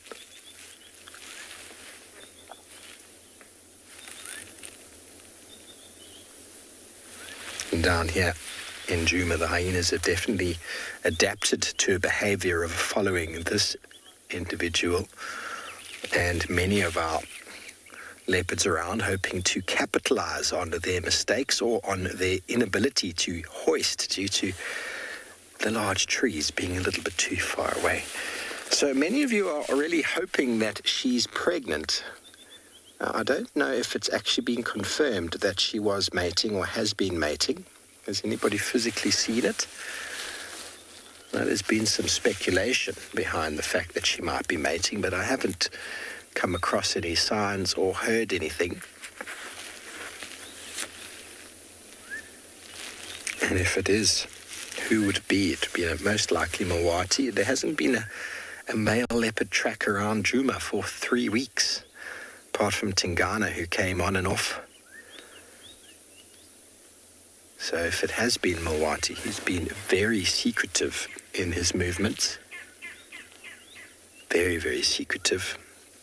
Those of you who don't know Mawati, he's a new member or a new leopard to the area who seems to be claiming the territory. Although I haven't seen him in some time, he's not a relaxed cat. You would not view him like this. Okay, so a lot of people are confirming there's been no confirmation. We can assume things, but without physically knowing and seeing, it's very hard to say. I don't really want to be thinking too deeply about this little girl mating just yet, because she's still such a little princess in my eyes. I've known her since she was a couple of months old and watched her grow and grow and grow, but she is approaching that time. She has been calling and she's been scent marking, which means she's advertising herself.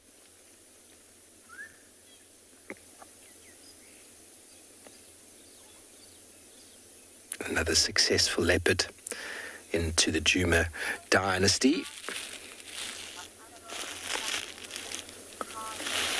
Hello, Charger Blue. Leopards are susceptible to being attacked by lion and by other leopards. Any of the larger sort of herbivore animals, elephant and buffalo, will also have a go at a leopard if they can. But leopards generally get away from that sort of conflict. But any potential of her being on the ground like this, there's always the chance of a lion sneaking up. It's why leopards like to sleep in trees when they can, but also they are very vigilant. She might look like she's sleeping now, but the slightest movement in the grass will have her full attention. So cheetah have it a little bit worse off because leopard hunt cheetah. Leopard, for the most part, a male leopard's not really looking to kill a female leopard. There is conflict between leopards, which leads to quite aggressive interactions, but they're not really out to just kill each other. But a lion, they don't like competition, and they will kill any other predator that they can come across, be it a hyena, jackal, leopard, cheetah, even other lions. It comes down to it. And a female leopard this size, 50 odd, maybe we could say she's 50 kilograms. Female lioness, 130, 140. There's just no comparison in the weight category. So leopards do very well to avoid staying out of the way of lions. And they often do. They just hear them coming or smell them and then jump up trees. They can get much higher in the tree because of their weight and their agility. And it's why she won't, with a kill on the ground, won't sleep near it, because that kill is the reason there'll be competition. There's the primary reason for competition out here is food. And if a lion came across and it smelt that food, it would go straight for the meat. It would secondly go for the leopard. It wouldn't go for the leopard first. But if the leopard was too close, it could incur the wrath of the predator moving in to try and get the meat. But if the leopard's not there, it's a free-for-all, and the lion will just claim that meal and eat it.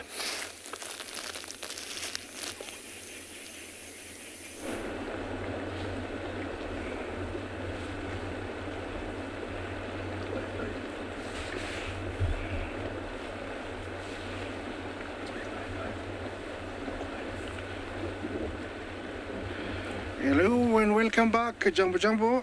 I have just a handful of toppies. They've come from the other side. I didn't see them approach. I just saw them relocated, and here I am. I don't know what's on their mind, but they seem to be patrolling the other side. They have gone past the usual place they come down. I have seen them playing a very bad trick where they come down that rocky part there and come down. So I don't know if they are deciding to cross, but they are going to go off our side. But we are not going to miss. Oh, look at that tiny little one. I hope, Mama, you don't take your little one across, because she's got no chance with this current here. So they have gone out of our sight, but that's the crossing way up there. Yeah, that's the crossing. We're hoping that they're going. That's one of the crossing a long ways up there, but they have crossed in many places along this area. So I don't know where they're going to cross. We're very alert, looking up and down, me and James. Hopefully we'll spot them when they decide to come down, and we'll be able to position.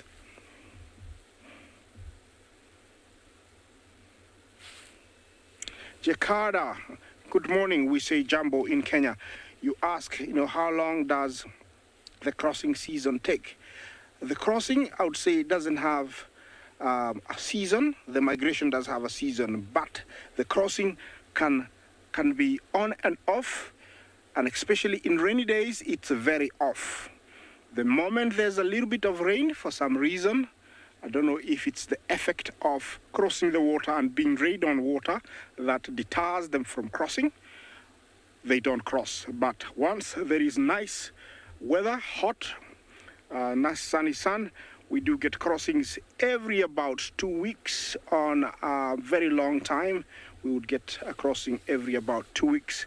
But on a very good day, during the 3 months that the wildebeest are here with us in the Masai Mara, we can get a crossing almost every morning and afternoon. And in between, it is not programmed. They can do what they want, and we have seen crossings any time of day, Jakarta. Yes, I'm watching these toppies because now they're right behind me, and behind there's a bush. I have to be very alert so that they don't come down. I've seen them come down a very tricky spot. What you see there is a Nile crocodile. And he's one of the owners of this water. When I say owners, he keeps everything that goes across on check. And I'm sure he's waiting maybe for his next meal, whatever it's going to be. So I'm staying alert, and hopefully something happens soon.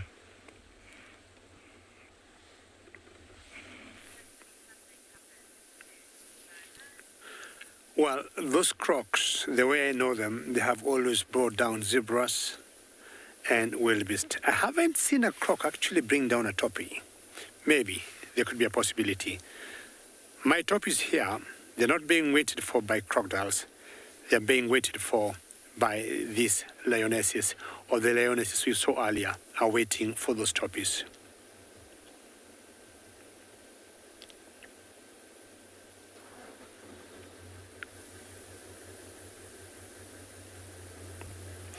Now, funny, because they came out of the grass and right in the middle of the road. The plus for them, they still blend in very well on the road. I'm not sure they will cross to the other side of the road to go closer to the toppies, because to me, they are showing every sign to get themselves some breakfast of some sort. And again, for those of you who could be joining us now, this is the Olololo Pride. And remember, we are coming to you live from the Masai Mara. And should you have any questions or comments, please send them through. And you can tweet to us using hashtag CGTNWorld or hashtag WorldEarth. I'm still convinced they're looking for breakfast.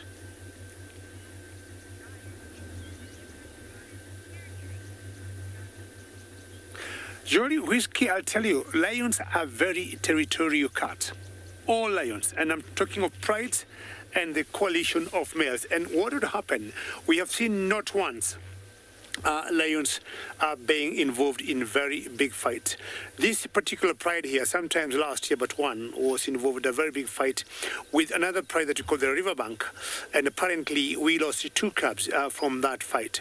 And that also would apply to the males. In the males coalition, should either of them try to encroach a different territory for another coalition, fights will always be there. Males will always defend their territories for mainly 2 reasons. Number 1, breeding, and of course making sure if there are any cubs in that particular pride, it is protected. Otherwise, new males, when they do a takeover, will always come and kill the cubs and of course take that territory. Females, no different. But I'll tell you, during the migration like now, when we have a lot of food, a lot of wildebeest, we have seen many prides of lions overlapping territories without issues. But once the food gets limited, they'll regroup and go back to their own territories. We'll give these lionesses a few more minutes and see exactly what they want to do.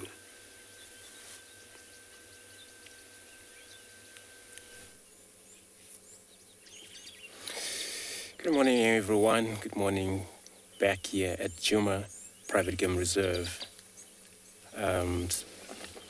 a bit cloudy, but it's beautiful. Hi everyone, my name is Andrew, Theo on camera. So we'll be talking a little bit about this animal, see what that giraffe does for us. So, looks beautiful male giraffe. It's a very interesting thing when we see him from far from the distance, and we could just see the horn because he's right in the middle of the drainage line system and browsing. Look at his size. Usually it would be about 5.5 meter tall male.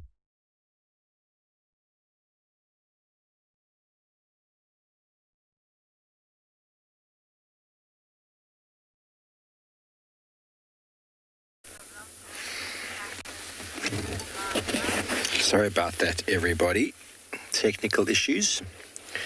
You're back with us. So, I don't know how many of you get water from anywhere. We've got in our camp these water containers that are 25 liters each. They're quite heavy. You know, most people struggle to carry one, let alone two. Now, we're trying to just put into perspective for you that a female impala weighs 2 of those. And if you try to put that in your mouth and drag it along the floor and then try to climb up a tree with that using your nails, it's not an easy thing to do. Really not an easy thing to do. It puts into much better perspective when you can think about weight in that regard. 25 liters, 25 kilograms, 2 of those in your mouth, dragging along the floor and up a tree. And it's dead weight as well. Impala's flopping all over the place, the legs dangling out the side. So pound for pound, everybody, leopard are the strongest cat. And we know lions are very strong. They're designed for being very powerful. But a lion has never evolved to carry anything up a tree, to physically use its strength to grab something and pull it up the tree. Oh, Tlalamba, you're beautiful. And that's why leopard outcompete cheetah, because they're much more powerful bone structure. They can launch themselves out of trees. They're very physical. And the strength to take something equivalent to their own body weight, even heavier than themselves, up a tree. I used to know a male leopard who used to take a female waterbuck up the tree, and that was 1.5, almost 2 times his weight. Don't know how he did it, but we found them a couple of times up the tree, and they certainly didn't climb there themselves. So it's called hoisting. And you hear quite often on game drives, if someone finds a leopard with a kill hoisted up a tree, it's a much more reliable sighting than one if the leopard is walking, because a leopard just walking is quite hard sometimes to stay with. But one that's sleeping like this, well, not too difficult to stay with, unless she gets up and moves. I don't think she's going anywhere right now. Now you'll notice that her belly is moving quite a bit. You see that, BK? So the belly looks like it's pumping there, and that's because she's eaten. And when the tummy is full, it pushes on the diaphragm, which actually decreases the capacity of the lungs. So they seem like they're breathing very deeply, but actually it's shallow breathing because of the lack of space. Everyone's considering the power of the teeth and the jaws. Yes, indeed. Can you imagine? I mean, just imagine pulling yourself along the floor with the gravity pushing your weight down. So most of your weight is on the floor, and try and pull yourself along the ground using your nails. Now, the leopard's picking their entire body weight up the tree, plus that of an animal equivalent to themselves, using their nails and their teeth.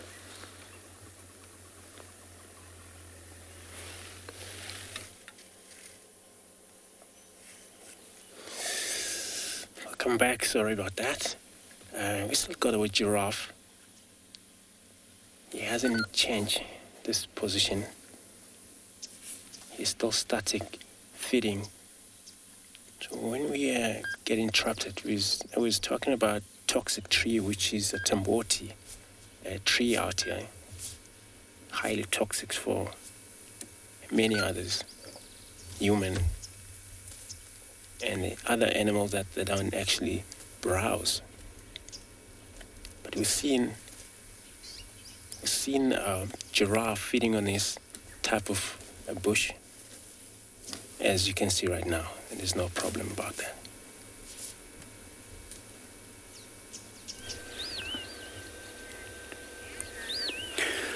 Well, we don't have the tamboti trees in the Masai Mara, but we got other different species of trees here, and our main trees being the balanites and the bosque trees, and some trees that we call the comfort trees. Now, our lions are still on the road, and if you look carefully, the direction they're heading to, you can see their plans. The toppies took off, the boreholes reed back took off, but you got zebras who I do not think are aware that these cats are this close. As I said earlier, they blend in very well as they walk, and my guess is they're heading towards those zebras. And I'm really enjoying how Bungei, who is on the camera this morning, is filming these animals, having the lionesses and the zebras together on the frame. And the light lioness, to me, seems to be the pathfinder here. She seems like she is making all the important decisions. See how they stop. And most important, they're in touch. Look at the tail of one of them and look at the movement of that tail. To me, it's all communication between the four females. And one lioness keeps walking, followed by another. Two have stopped. I think they want to come out with a strategy where maybe one may go in front, round them off, or round the zebras off, and then maybe chase them towards the two waiting ones. Maybe. I mean, we're yet to see what they're planning. They could have a different strategy. That's my own strategy.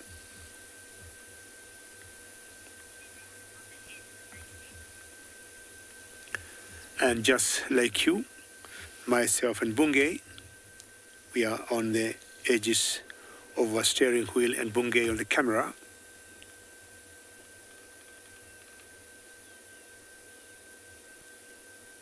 There they are, moving a little closer. One big advantage the lionesses got is how they blend in the grass. I would say 0 knots in terms of wind. The air is quite still. And especially after the rains we had last night and this morning. Look at the light lioness. See her moves.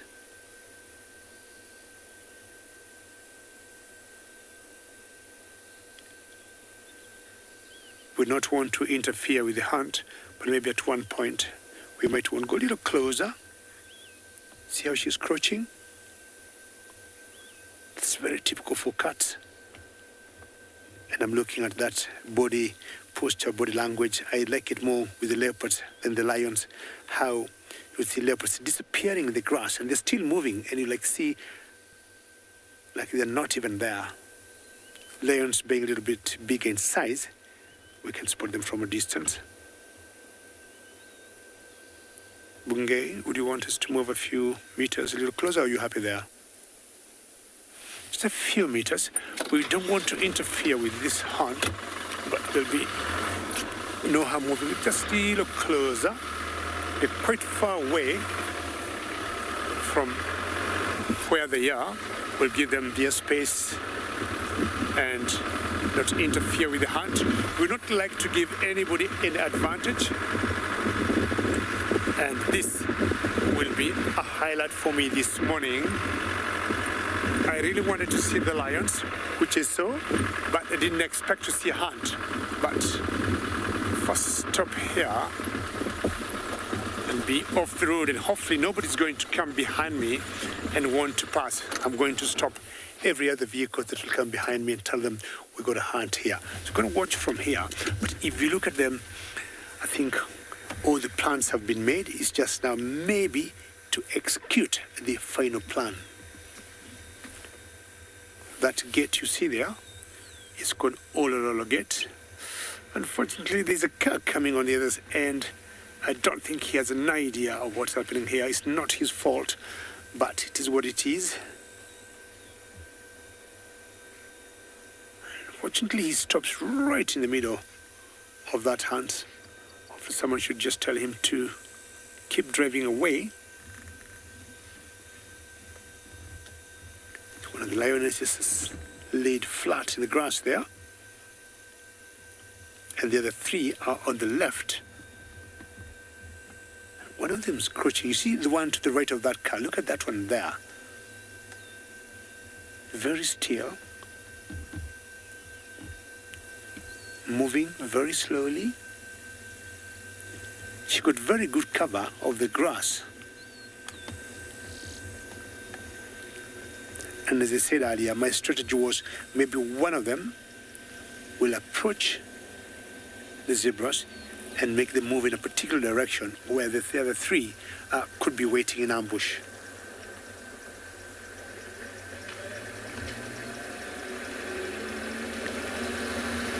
Lionesses take the time before they commit to go for the hunt. Let's just wait and see. But all the four got enough cover from where they are. Either the grass or blending in on the road. Either the zebras can smell them. I can hear a bit of alarm calling from the zebras. But I do not think they have seen them. Something out of some intuition of some sort.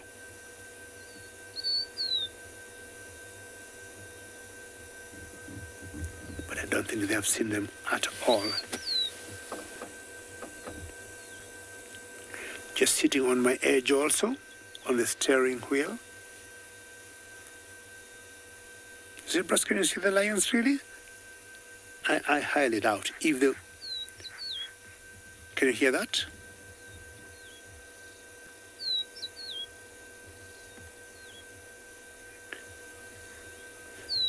Yeah, either it could have been given away, not sure by what.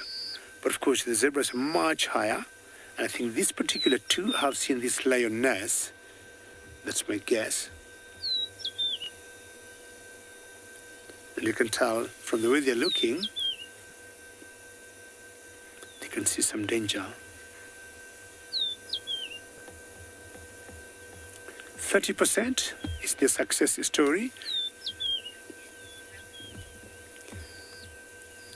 So they always have to keep trying again and again. I'll still continue spending more time here with these lionesses, and hopefully this time they might be lucky.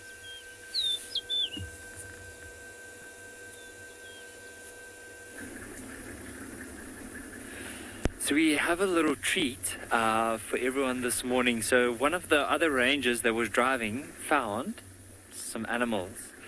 Now, I'm just going to reposition the vehicle so you can see. But right here should be good. There we go. There's actually a few around the bush. But let's see if our viewers can spot it from here before we even move in.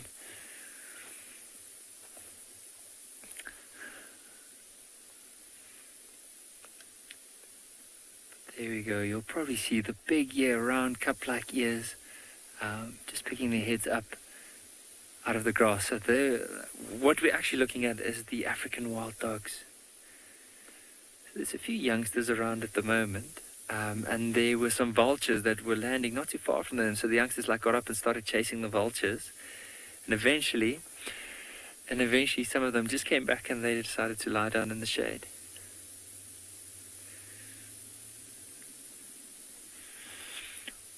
What I would love to do is from our angle now, oh, look at them getting up.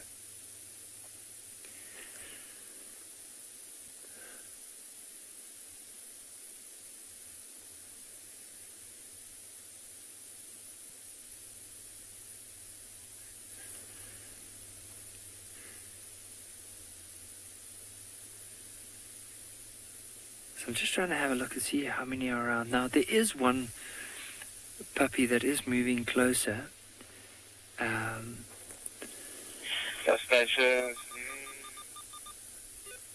what they might even do is, so because of the area that they're in, you can see their bellies are pretty full, so they might have had something to eat. Went down to the water yesterday to drink, and then eventually came back into this open area. And this is where they're going to probably settle for the majority of the day. Now there's a hooded vulture that just landed at the back. Now, the hooded vultures would often follow the wild dogs, of course, if there's any scraps that they can go and feed off, but also they feed off the scat of these wild dogs. So you can see whenever wild dogs are in the area, these vultures will follow them. But what's funny is that when the pups see them, of course, they can't help themselves but to try and chase those vultures. So we'll see, once they get too close, you'll see the puppies getting up and hopefully start chasing them.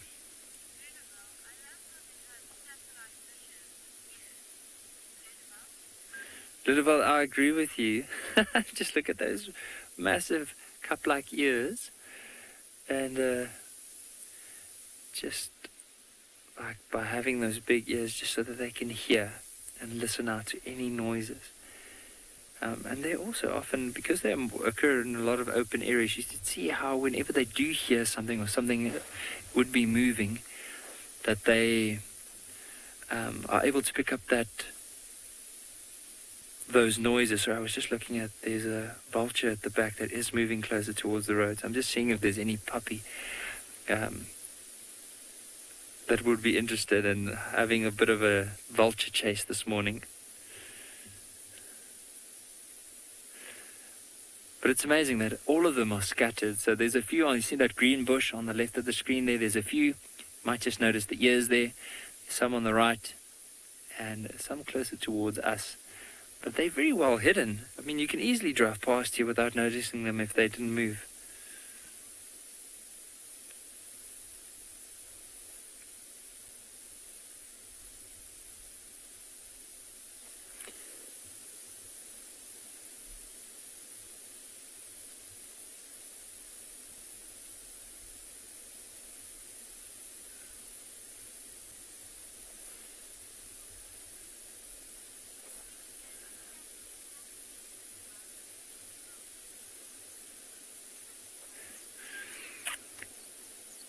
Sassy Cassie, I'm not sure.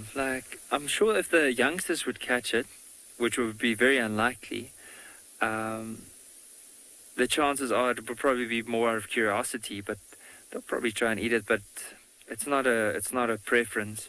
Even with the adults, I don't know if there's even any record of them being able to catch a vulture. I know something like jackals. It has occurred before where they would catch something like a vulture and then eat it. And I mean, a wild dog and jackal often follow the same type of diet. So maybe there's a good chance that if they do catch one, especially if they are hungry, that they might feed off of it.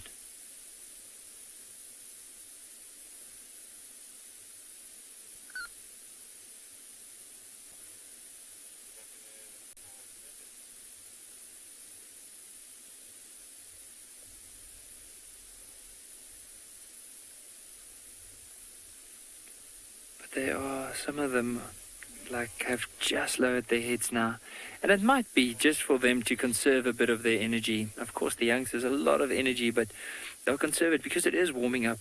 You remember that one that walked across, its mouth was open, and often with dogs, whenever they open their mouth, it's often a sign that they're just probably quite warm.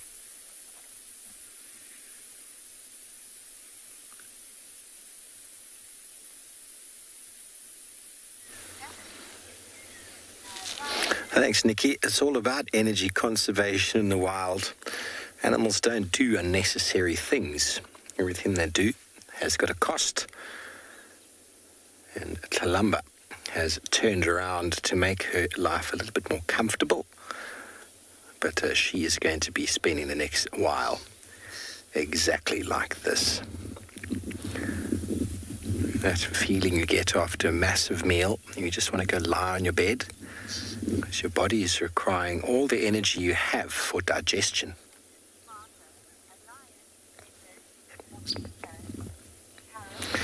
Oh, Carol, that's a very tricky question. They're very difficult to put the word intelligence or smartness towards animals. I think all animals are incredibly intelligent.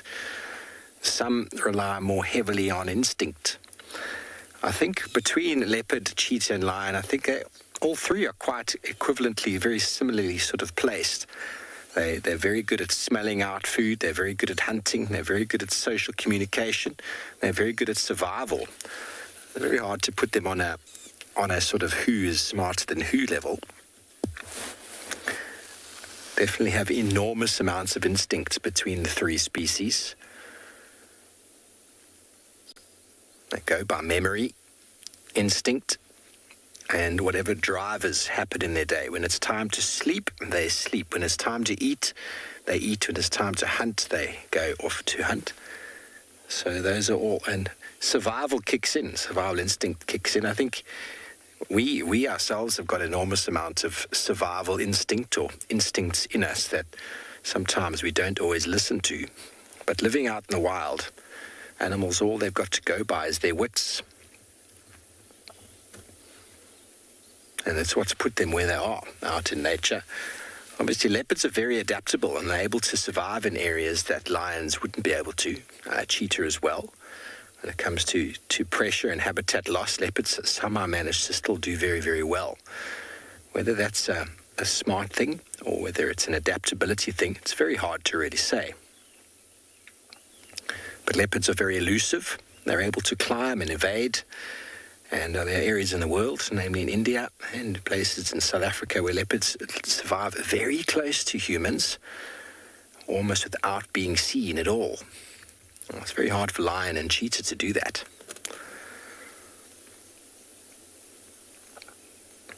But this individual here is thinking about nothing right now, everybody. She might be counting impala lambs as she dozes in the shade of this wonderful tree.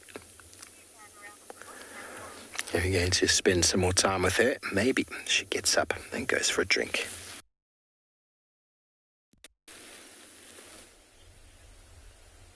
Welcome back, everyone, again. We are still here with our lovely cheetah. As you could see now, she's up and scanning around. Because of the wind, she just started picking up a little bit, and she felt a bit more uncomfortable to be in this area like that, but she's like checking around. But there, she's just sitting up for now, listening and checking everywhere, just to make sure she's still in a safe place. Like, never say never. As we can mention earlier, the bellies look very full, but not sure if because of the pregnancy or just been well fed, whatever she caught. But yeah, only way we can able to tell if there's anything come around into the area. If she start hunting, then we know it's just because she must be pregnant. But looks like she's gonna settle down. There we go. She just lie down now. Yeah, just the wind is picking up a bit. She will be a bit more checking, listening, keeping herself in a safe place.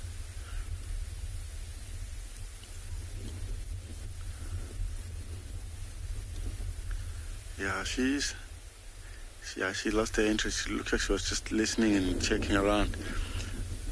I know you won't be able to see from where we are because of the bushes are everywhere around here.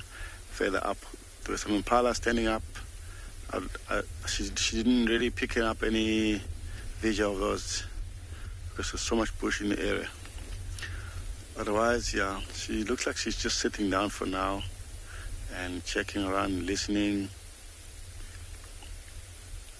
Yeah, because that's what the cheetah have to be in a very good place, because she knows any of these other animals come around to her, like lions, leopard, even a hyena, they can easily kill her.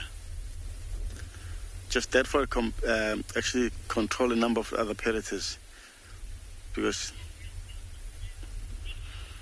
they don't like the other predators. They can kill so many, disturbing everything around. Well, as you can see, she just settled down a bit. We'll just sit here and wait, see if there's any changes.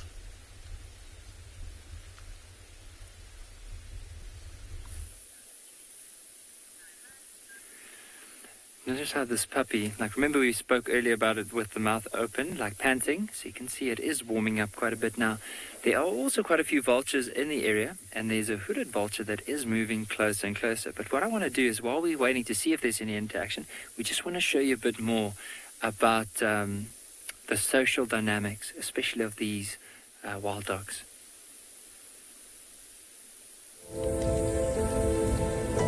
This is the African wild dog.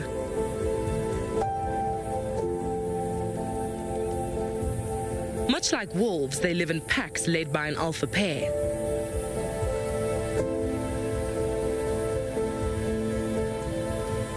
They are confident, fierce predators.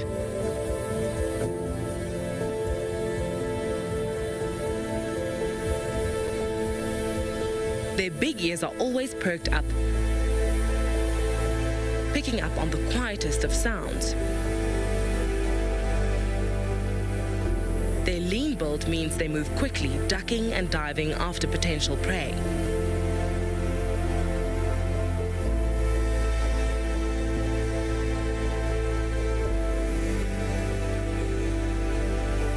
Research shows that wild dogs hunt in a haphazard fashion, but they eat far more per chase than most other predators.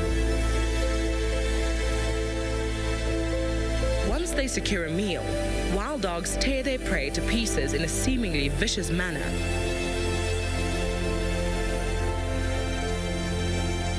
Their indiscreet manner of eating often attracts unwanted attention. But wild dogs are defensive and will do all they can to keep their hard-earned meal.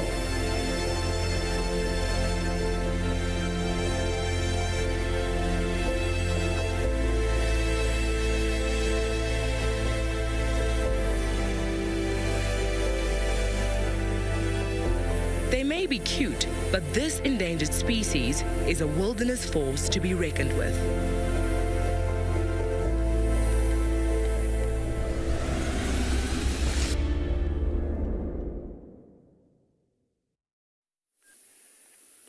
So remember earlier we said we wanted to see those youngsters, especially now after learning a little bit more about their dynamics. See the youngsters chase that vulture now.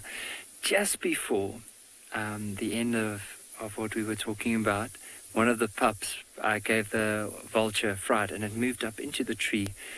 So now we'll have to wait again and see if that vulture will come down onto the ground again. But it was basically the one that you can see there. Just notice the ears. And the other one just off to the right, fast asleep in the shade of the tree. And for them also, even though they are very energetic and they move quite a bit, whenever it's warm like this, they need to conserve that energy. So they'll lie down in quite nice, dense thickets or a bit of shade, but it still needs to be in an area where there's a nice open clearing so the adults can still make sure that there's no other predators around.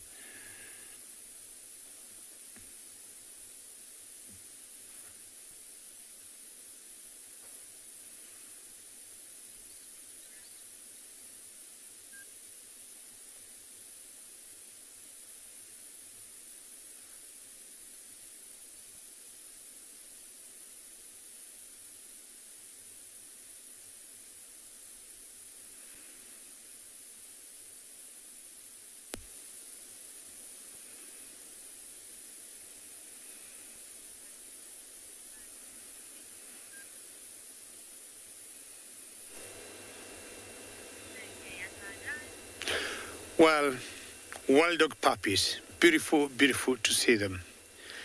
Now, look at that raptor there, or that bird of prey.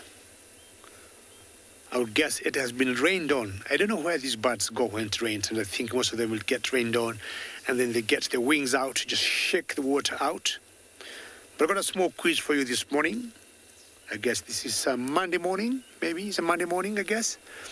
And the question will be, what raptor do you think that is? What bird of prey do you think that is? Tweet hashtag Suggestion World or hashtag Wild Earth. Who do you think that is? She's definitely looking behind downwards and waiting to see for any rodents that maybe would be moving. But you can tell her feathers are cooled, or rather they're tucked together because of the rains from last night and this morning. I'm not sure those are swift flying out there. But who do you think this is? I'm sure we have seen her before, but she may look a little bit different because of the condition of her feathers now. A little bit overcast. And as usual, because, you know, I like giving clues, I'll give you a clue and I say it is a buzzard. I hope that helps. It is a buzzard. Which buzzard do you think this is? They'll eat rats, mice, insects, anything they can catch for themselves.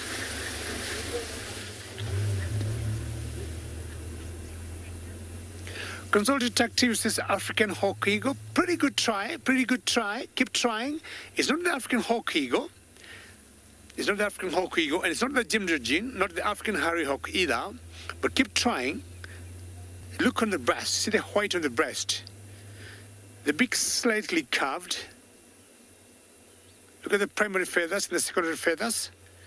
See the dark and a bit of white patch.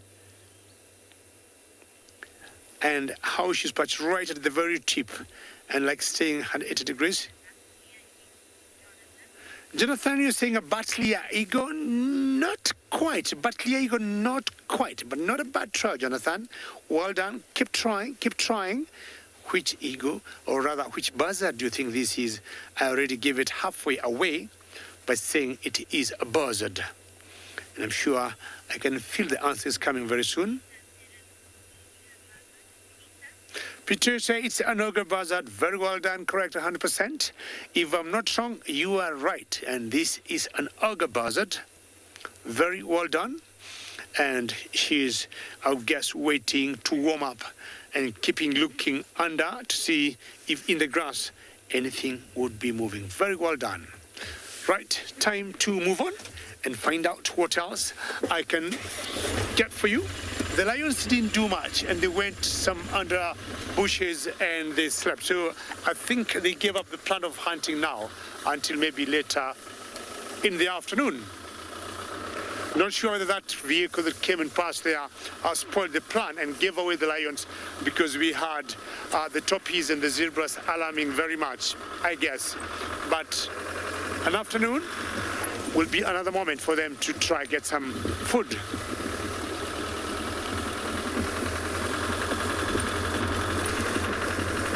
All right, let's see what the road ahead has for all of us.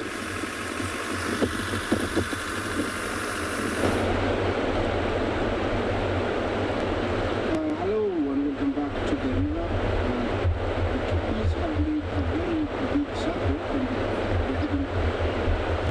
and they're heading back to the river now. And I don't know what's going to happen. I just have to hope that they do cross and everybody succeeds to go across. The river is slightly higher, so it can be tricky, but they look like the main reason here is to cross, because if they wanted to drink, there is plenty of water across the other side, because we've had lots of rain since yesterday. So definitely it is crossing that they need. They want to catch up maybe with the others that have gone ahead. They don't know that there's still quite a good number back there. This is the topi. It's an antelope found in Tanzania, Kenya, not very many other places, and also it participates in the annual migration of wildebeest, and they amount to around 20,000 during the migration. We do get a few left once the most have gone back to the Serengeti, and I think these ones don't want to stay in Kenya. They want to go back to the Serengeti. When I talk about Serengeti, I'm talking about Tanzania. It's the other side of the Mara, because the borders were marked. So it is called the Serengeti. They go there and spend most of the rest of the year back there, only coming here for a few months to, utilize all the grass that usually is in abundance up here. Looks like there is a leader, and he is very determined to find a crossing. I don't know when. Where he is headed, it might be tricky because there is two monster crocodiles, and those ones won't allow them to cross, so they will have to choose from where they are backwards. But who am I to decide anything for them? They already have made a decision they want to cross. I cannot interfere on where they want to cross. That is a very ambitious mom with that tiny little one. You can tell he's still wobbly. Yeah.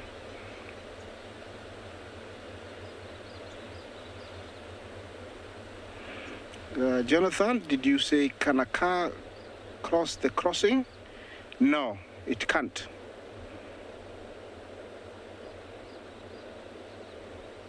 Oh, sorry, you asked if the baby can survive the crossing. There is zero chances of it survive. There is zero chance. Even without a crocodile taking it, the current is too strong for the little guy.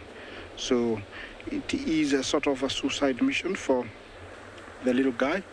But the mom really wants maybe to get across with the little guy, but it is suicidal, very suicidal. I'm waiting to see what's going to happen. I cannot say anything, but definitely it's not going to make it. Yeah, over there, I don't know if they're able to come down to that little rocky area. Let's wait and see. They have moved further down. Where they are headed, there is a crocodile. I don't know. Let's wait and see. I don't know. We cannot see the crocodile from here, but we'll be able to, get to that when they get down to the river. Let's wait and see. They are being very careful, looking across, making sure where they exit on this side is okay. That's what I think they're checking. Yeah, that's where they want to go down. And over there somewhere was a very big crocodile. There were two of them. Yes, are they still there? Yes, there they are. They're back to back. There they are. Huge. They're two big crocodiles. And those ones will deter the tortoise from going across. So let's wait and see what they decide. But I don't think they will go there because tortoises are smarter, I would say, than wildebeest and zebra. And I have seen them make a decision once they find that there's crocodiles. They just turn back quite quickly. Yeah, they're still heading there.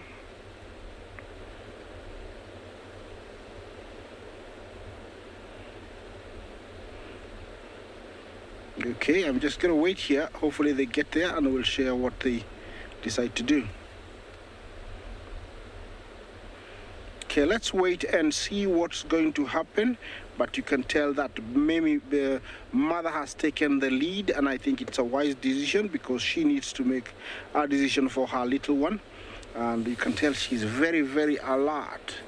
That raised head, ears pointed forwards, and like acting like a radar, the ears, that is being very alert and making sure that everything is all right. Yeah, that tiny little guy is out, I said about 4 days. Is he gonna get some milk? Okay, let's get a drink before we go. Something like that. Yeah, it's about 3-4 days, very, very young. Are you gonna get some milk? Yeah. Nah, Mom is not ready. I think she has thought twice about, going across. It's a wise decision. Mama, it's a wise decision because there's no chance the little guy will make it in these waters. I'm watching these guys, and if anything unfolds, I will be with you in a moment.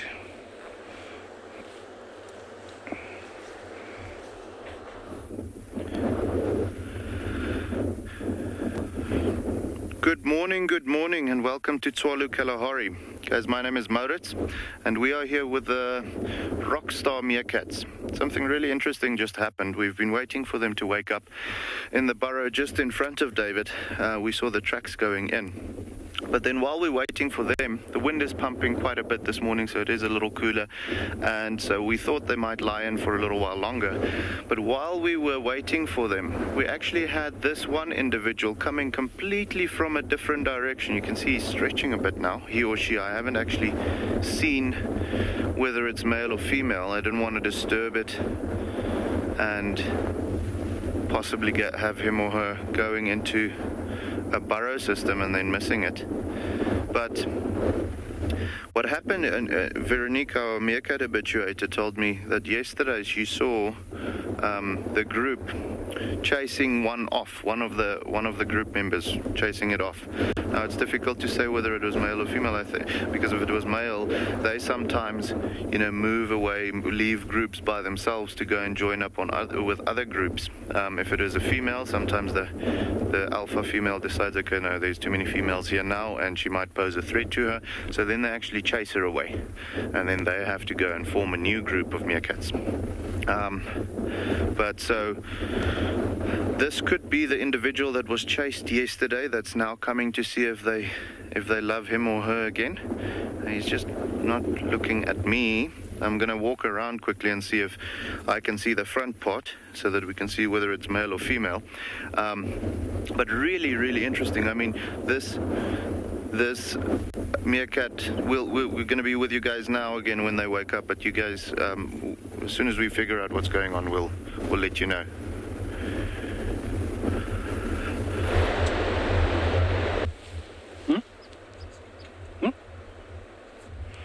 Okay, welcome back. And they have make it to the landing spot where they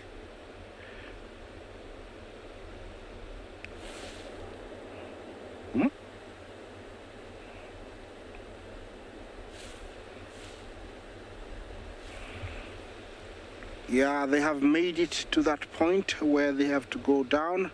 There's those two crocodiles, remember? So let's wait and see what's going to happen.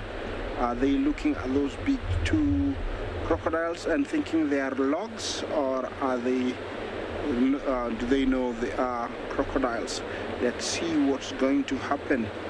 If the crocodiles moves either to get deeper so that it's not noticed, it's going to be over. And if the topi decide that it's a log, then all of them will go. It's very exciting, but you can see the focus, all the eyes. Yeah, it looks at, how alert the one in front is. Yeah, who am I to say anything? I feel very bad for that mama in case they do decide to go. But this is nature's at its best, and there's nothing sometimes we can do. We just have to see how it unfolds. Yeah, they are thinking twice. Is the little guy thirsty? Is he gonna go down and try and have a drink? No, he's being careful also. Yeah, you can tell those toppies, the four, realize that there is something there that's not okay. Yeah, and something doesn't look very okay. They're telling each other, are those the things that eat us? Did they take Magdalene last time, or did they take Isaac last time? So I'm not going. Yes, that was, they decided. I'm sure they figured out those were not logs and they were crocodiles. That is sometimes why I like the toppies. They make wise decisions, and they know that that wasn't a log, it was a crocodile. Phew! Yeah, that was a very good one, a good move. But you can still see that it's not over. It's like, could we try the other crossing? Maybe they're absent. Maybe they're too cold and they died last night. And so we can cross. So you can tell, they're still looking at the river, but being very careful. I'm watching them, don't you worry.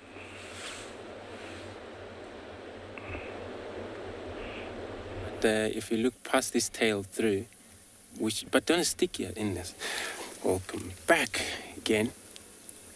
We have left giraffe, or bull giraffe, since he was not actually static there. He was moving around feeding elk breakfast.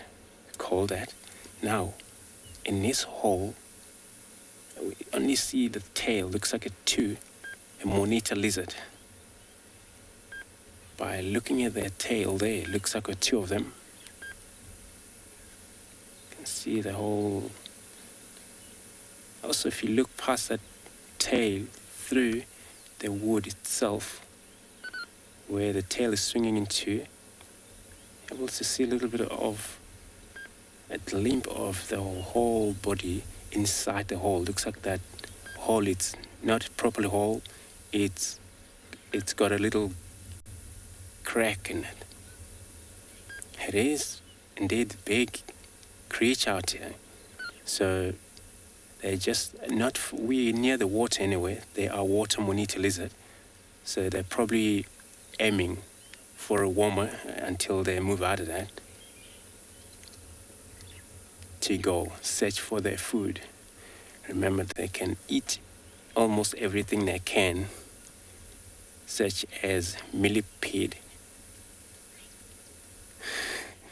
Yeah, wow, it is. Looks like that tail, you would mistake it really, think maybe it's a snake, but it's not. Looks like it's trying to push it back or move it in, which I think they won't fit in that little hole. I'm not sure what's happening there. Maybe there's also male trying to disturb her or in that little hole. I know usually mating takes place near the water, but you never know.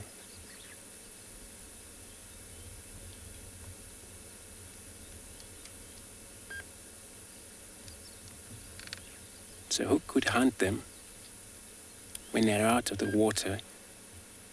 It's the eagles. Marshall eagle will take the bigger one.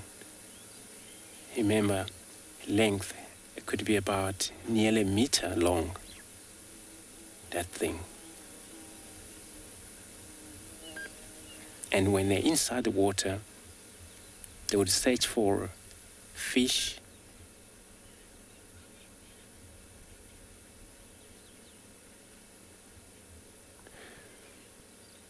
just couldn't really copy the really question there. If you can repeat that again for me. Are they venomous?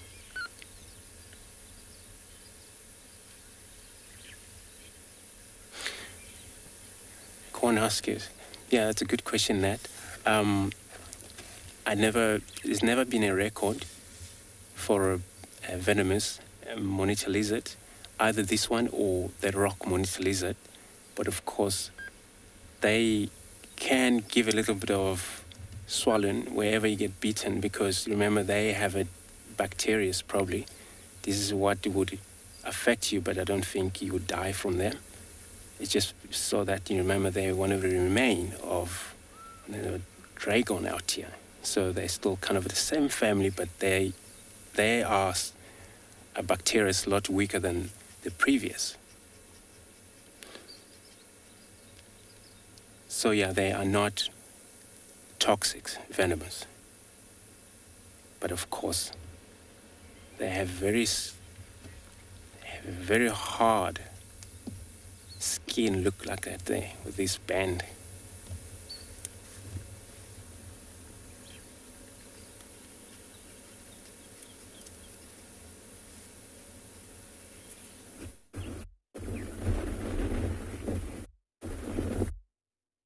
Alrighty guys, so something really interesting over here. We have now actively identified this meerkat. as the alpha female of the Rockstars. So, well, used to be alpha female. It's very possible that we all know that the beta female within this group is actually heavily pregnant. So it seems like this is the one that was kicked out yesterday. Possibly the beta female now getting to the point where she's either given birth last night or very close to doing so, and she knows that if she wants her babies to have a 100% of being accepted in the group, she needed to push out the alpha female. Now this happens, guys. I mean, for alpha females in a group of meerkats to be rotated from time to time is completely natural. I mean, obviously one alpha female will be dominant as long as she can, but she also gets old, and there is also younger females that will grow up and get stronger. They say the average for an alpha female to remain dominant, average time, is about 31 months. Now, okay, that's a bit specific. Obviously, that's the average that they use. So let's say around 3 years for a particular meerkat to be the dominant female in a group. And this is now taken over the entire Kalahari or wherever you'll find meerkats. So there's lots of groups being studied and all of that. But it does seem like she has a couple of bite marks, the alpha female as we know her. She's got a couple of bite marks. She just here where her tail attaches to her body. It's difficult to see, like specifically, we just see a little bit of swelling, and that's typically where you'll find the meerkats when they fight with each other, where they attack first. So it is very, very possible that she might have been dethroned by the beta female because she's getting close to giving birth. But also, you know, like I said, it is natural for them to rotate the roles. This particular female might not become alpha female again if she has been dethroned. It's difficult to really say, but like we mentioned earlier, she came from completely a different direction. So we'll have to see how these things pan out. It'll be interesting to see.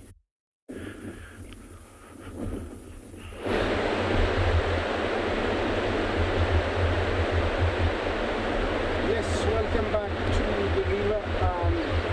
Our puppies have made a decision to come back. I don't know if it's time to cross or not, but they came back very hastily, and I thought it was going to happen. Then they arrived and looked down, and I think they remembered crocodile, and they decided, okay, we're not going to go. The crocodiles are right there. And that's a very big deterrent. It will deter anybody, even the bravest person, it will deter. Yes, so it is very tough, very hard for me to say anything until either they go back or they cross. What is going to happen right now, nobody knows. Remember, they don't need to cross. If they knew how to go all the way around, it takes much longer. It might take even 3 weeks to go around. So they prefer to cross right here and then land on this side. But once they land to the side I am in, they will have to cross the river again further down to go to the northern Serengeti. So it's actually even harder, and chances of them surviving goes down when they cross to this side. But they don't know that.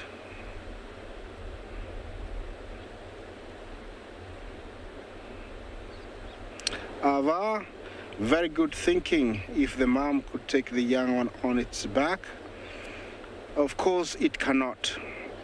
Unlike us, humans, Homo sapiens, or primates, we can make decisions and see what is best and make decisions. They don't have the brain capacity to think that kind of thinking. For them, it's just the urge, and the decision is made there and there, and if they decide to go, they go. So, good thinking, but she cannot think that way. Even like an elephant thinks, like it will swim on the, like the strong current side and put the young one on the other side. These animals don't think like that. Look at that female. Looks like she's really focused on those two crocodiles, and she's realized, you know, they are crocodiles. See that? She's even like taking a closer look. See how focused her eyes are? You know, she's realized, oh, these are not rocks, they are crocodiles. And looks like she's sniffing where they were lying. Looks like they were out. Yeah, she's confirming. Yes, it's crocodile. It's crocodile. She might take off from there. Yeah, she's smelling. Same time, not taking her eyes off those two crocodiles. If they do make a mistake and move, she'll be out of there like a, you know, like lightning. You see them, they're parked there. I'm sure they're so excited. Their hearts must be racing, you know, saying, oh, here comes another male.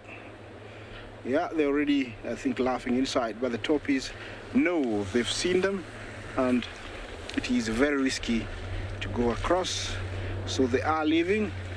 Remember, it's not over until they cross, because basically that's what they're really looking forward to do. They are looking forward to cross. So they have left, not very far. The decision hasn't been fully made to leave this section of the river. Yeah, she cannot believe it. Those two are crocodiles? Maybe she's not sure. I think she's not sure, so she's still trying to make sure they are crocodiles, but she hasn't confirmed.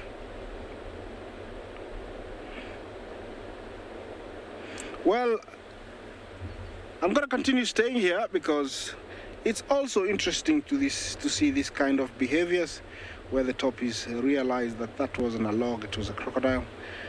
It is not over, because I have seen that kind of behavior where they leave the river and then 2 minutes later they turn around. So I'm staying here, seeing what's their, to see what's their next move.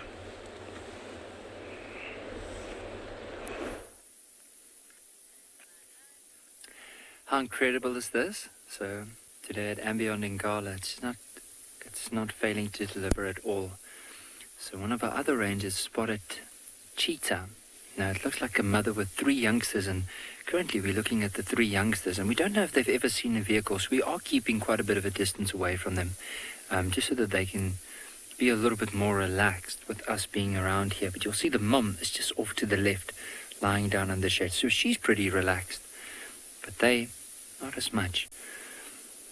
And we know we are at a good distance, because if we look at those youngsters, they actually started falling asleep. So that means that they don't see us as any threat, or their behavior isn't influenced by us being here.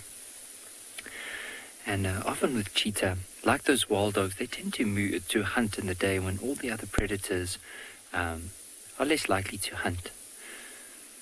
Just notice her mom sitting there where she can keep an eye on those youngsters. The youngsters, of course, if you look at the back of their head and their neck, you'll notice there's quite a bit of white on the back, and they have lost a lot of their black. Because normally when they're young, they look like these honey badgers with white over their back and then black over their belly. And then as they get older, they start losing it, and that normally starts happening from 5 months. So it's hard to judge because they are lying down in the grass, but if I had to say an age, probably be around maybe 5, 6, maybe even more months old. And they'll still stay with mom, depending on, even if they're male or female, they'll stay with mom at least until the age of 1.5 years before they'll all go their separate ways. And let's say all of them are females or males, they'll stick together for at least another year after mom left them. And then from there on, if they're males, they'll stick together for life. They form that coalition. But if they're all females, they'll venture off by themselves, find a new area, and hopefully one day be a mother as well.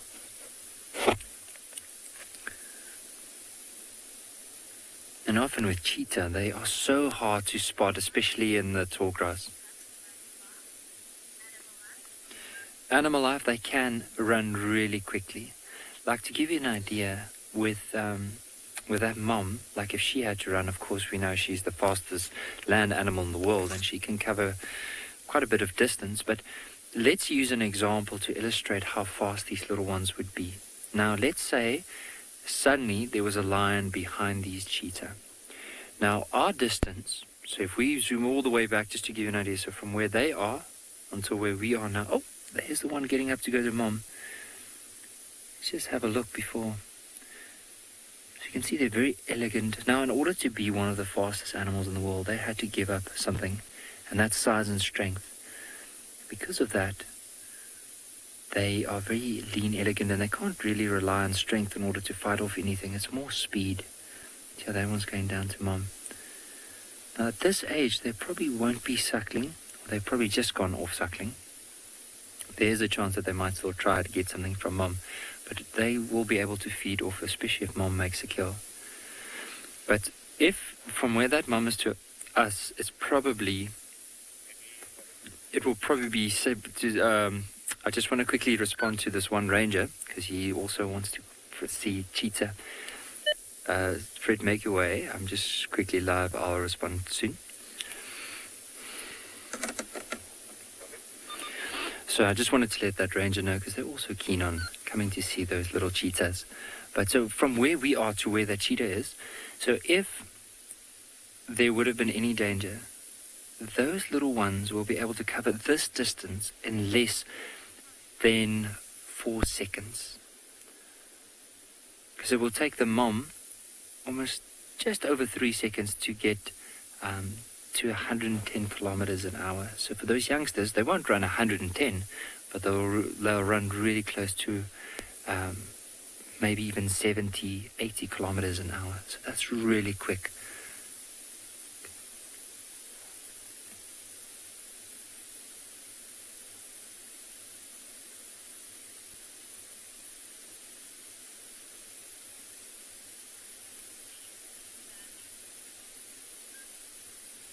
But how's that for a family portrait of those cheetah? See the mom sitting up, cubs just staring over mum.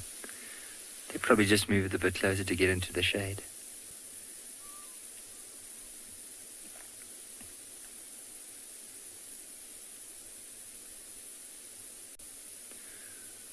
See how mom is just looking around, carefully scanning.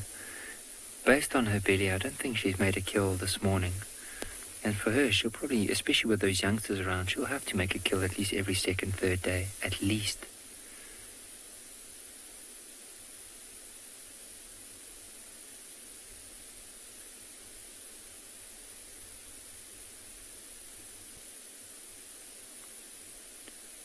But very majestic animal, just the way that she's sitting up and just scanning.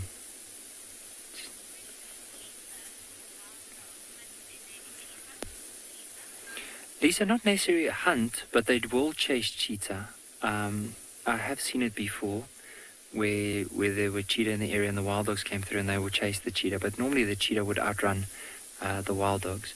But you never know. I mean, if there's a young cheetah around and they are surrounded by wild dogs, you just never know what the outcome's going to be. Often wild dogs would do that with leopard and chase leopard up into a tree, and then it looks like it's more for sport than actually just trying to hunt that leopard.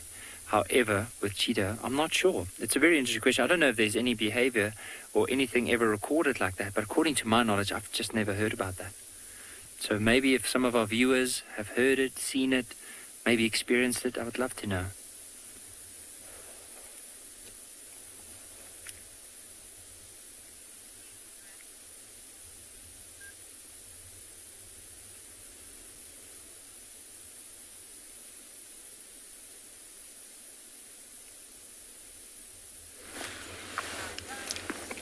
Welcome back, everyone. We've repositioned as our beautiful Kalamba repositioned, and she's not turned away again.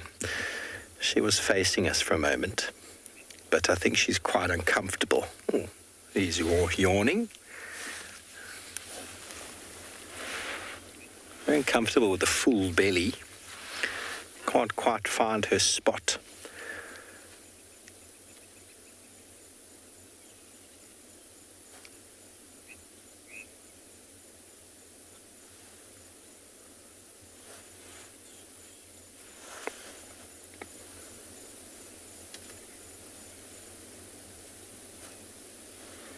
There's not much shade available, but she's definitely found the nicest bit of shade at the moment.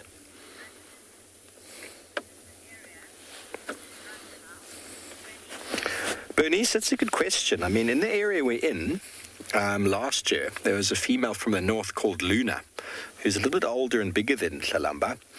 And she came in and actually was competing with Tlalamba over some food. And I think James Hendry was here, and that's the first time he heard Tlalamba calling. So it definitely would cause her to become... Oh, just heard the Bateleur calling. Don't know if you heard that. Sounds like a chicken. A Bateleur could find her meal, which would be a problem for her. She would definitely get quite aggressive. She'd get quite aggressive towards a Bateleur, and she'd run towards her kill. So she definitely would, if she is now showing a lot of territorial behavior. See, she knows the Bateleur is called now. She's going to go back. I'll try to find you the call. The Afrikaans name for Bateleur is called a berghaan. So she knows Bateleur is going to try and steal her food. If you listen to my mic.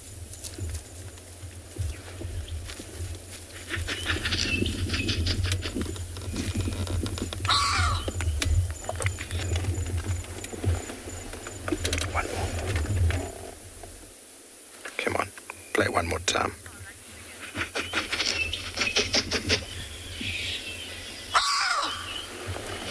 That is what we just heard.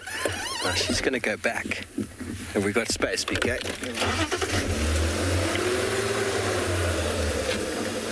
She's going to go back because she knows that Bateleur is going to try to steal her food, or at least eat some of it. She cannot have that. So what she will do is she will become aggressive towards another female leopard. She might call, she might growl, she'll definitely scent mark and scrape the floor, which is what we've seen her just do now, but let's catch up with her and see exactly what she gets up to.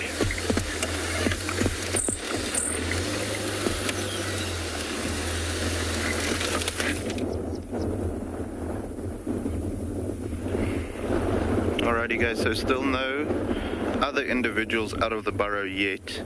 It's difficult to really say why that is the case. It could be that she gave birth and that's why she chased this one off, the beta female now. The wind is pumping, as we mentioned as well, so that could be a determining factor. But yeah, some really interesting times lying ahead with this shift in dynamics as far as the Rockstar group is concerned. We actually just was talking about it right now before you guys came to us. It would be very interesting to see what happens as soon as one of the other meerkats of the group comes out and sees the alpha female standing outside here. Now, Nikki's told me, Veronique, our meerkat habituator, has told me that she's seen them kicking out alpha females before and then allowing them back over time into the group, you know, being a valuable asset as far as experience and nursing and not nursing, but babysitting is concerned. It is a good thing to have them still in the group, even though their ranking order has shifted. So it is still fresh. It is still an open wound as far as that is concerned, the shift in dynamics.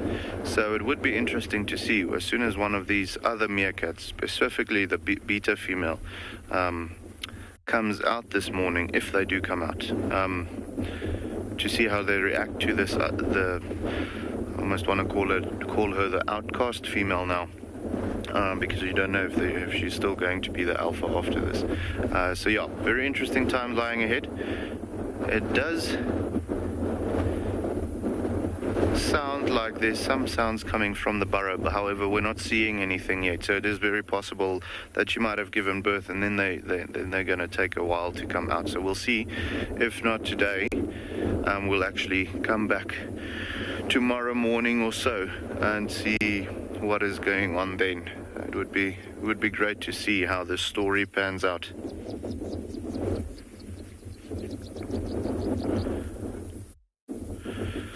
So we had a very good question now. Dakota just asked, can she, the alpha female, can she return her position? And yes, absolutely she can. Like I said, we're not even sure whether there's been a clear shift in dynamics here now. So this could just be the beta female being close to birth and her not wanting the alpha female to kill her baby. So she, rallied the troops and kicked her out momentarily. to be able to give birth and have them be safe during this birth giving process and until they're strong enough, and then they'll allow the alpha back in the group. But it could also be, it looks like she wants to come and have a look at the burrow again. It's definitely possible that she might have lost her throne now, and given a week or two, as soon as she recovers her strengths and recovers from the shock of all of this, she might challenge the beta female again. Because I'm just referring to alpha and beta as we have been doing so the past couple of weeks, so that we know who we're talking about. As soon as we have a clear shift in dynamics, we'll obviously rename them. But to answer your question, absolutely, she can take her position back if she's still strong enough to do so. So it's difficult to say whether it's a definite and a final shift, or whether it's just now so that the beta female can give birth, or whether it's going to be just a temporary thing and then the alpha female is going to take her throne back. So like I said, interesting times lying ahead. But shame, I think this one had a long night because she must have slept somewhere else. She didn't sleep with the rock stars as a group. She came from completely different direction.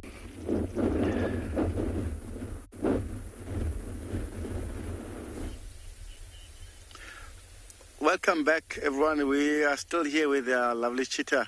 As you can see, she actually changed that position where she was earlier on, and because of the windy, she just get frightened by one of the branches get blown by the windy, but you can see she's keep on checking everywhere.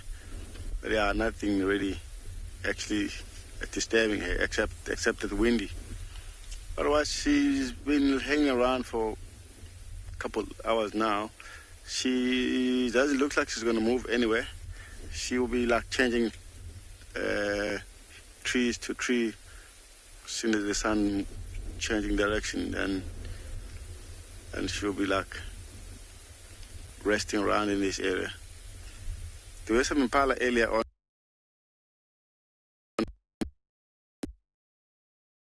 Going to happen at the end, because sometimes the animals that can come up close to her, maybe she will do something. Okay, cool.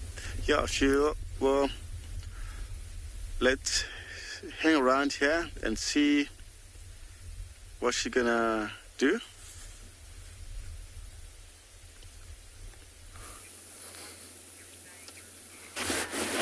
Well, welcome back to Djuma, and welcome back to our leopard. The Battalier is currently flying in and around the area trying to discover, and she actually has been watching it quite closely. There's a vulture that has followed the Battalier here, but neither of them have landed. So she's now going to walk back to her kill and make sure that nobody gets there before her. So with any predator that she's bigger, then she will definitely chase off.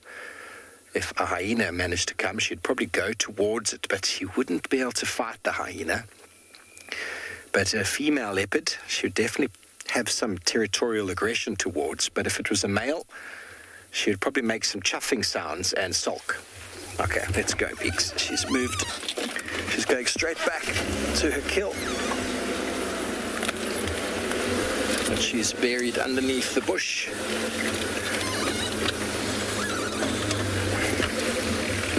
It's all about driving forces, everybody. She's not hungry, but she doesn't want anybody else to steal it from her, including a bird. We were with Sibui, another female leopard. A Battalier landed in the tree when she had a kill, and she charged up that tree very aggressively to chase that bird away. So there's enormous amounts of competition for resources out here. And resources, for the most part, in predators is food. Yeah, just leave her to walk through the long grass. Isn't she beautiful?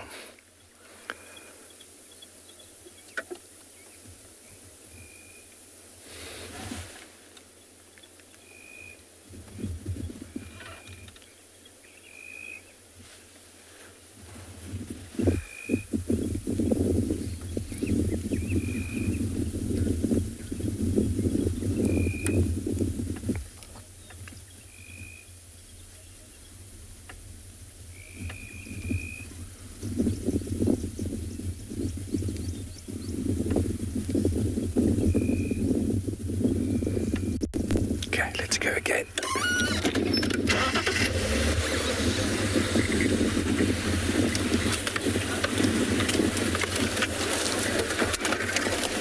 Just around the corner.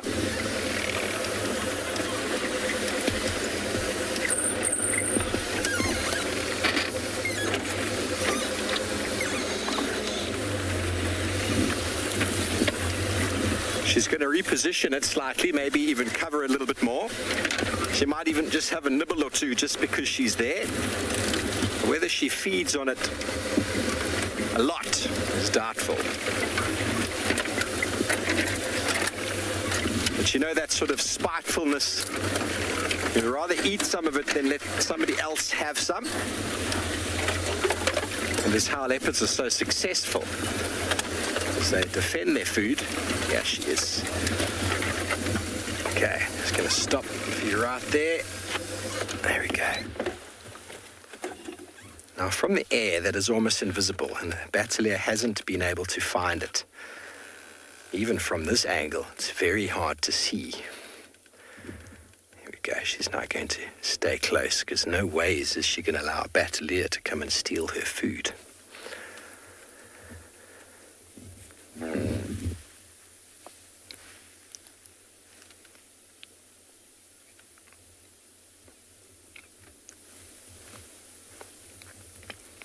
So she's probably going to nap on it now.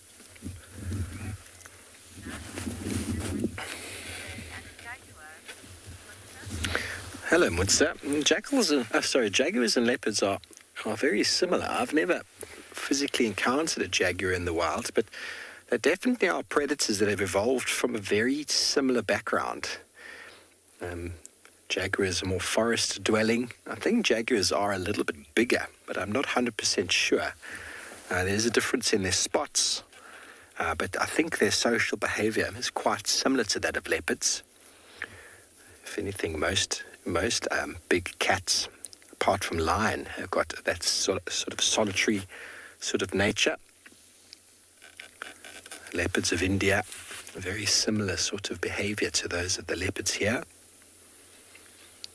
The only thing that changes really is the prey that they feed on, and that is determined by the area that they occur in. For example, the leopards we find here in the Kruger Park are far bigger in size and weight than the leopards you find down in the Cape, south of South Africa, where they feed on very small prey for the most part. Same species, but a big male down there is about 35 kilograms. That's 15 to 20 kilograms smaller than a female. So maybe 45 kilograms. So same species, they've just evolved a different size due to the fact that their prey animals are different. So jaguar forest dwelling cats, I'm dying to go and see some in South America.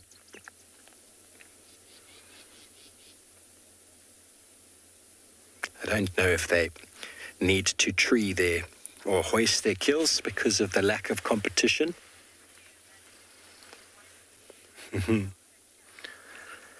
Hello, Richard. Do you want to know how she's certain we won't steal the kill? Well, Tlalumba's used to us. Tlalumba we've watched her feed on things since she was a little cub. So basically, if I was off the vehicle and my full human form was seen, she would behave differently to what she is now. She's very used to seeing this car. She's very used to seeing people on the back of the vehicle. That is what we call habituation. This vehicle, from the day she was born, has followed her around. Her mom never reacted to it, so she learned not to react to it. There's no competition. No one from a vehicle like this has ever stolen her food. No one from a vehicle like this has ever chased her from her food or physically hurt her. So that conditioning, which has led to her habituation, means that she sees us as just this thing that follows her around. What exactly is going on in her mind with regards to that is very hard for me to say. But habituation is a conditioning that animals go through where they learn there's no negative reinforcement, no positive reinforcement. We don't feed her and we don't injure her or steal her food. So they eventually just forget that we're even there. We're not a concern to them. But all the other things in nature are either food or competition, or potential danger, for example, a buffalo or elephant. And these, they know that from an early age, because mum would have reacted to a lion, mum would have reacted to male leopards, to hyena, mum would have reacted to elephant as well. And so she would have learned how to deal with those situations, and she would have learned to avoid them.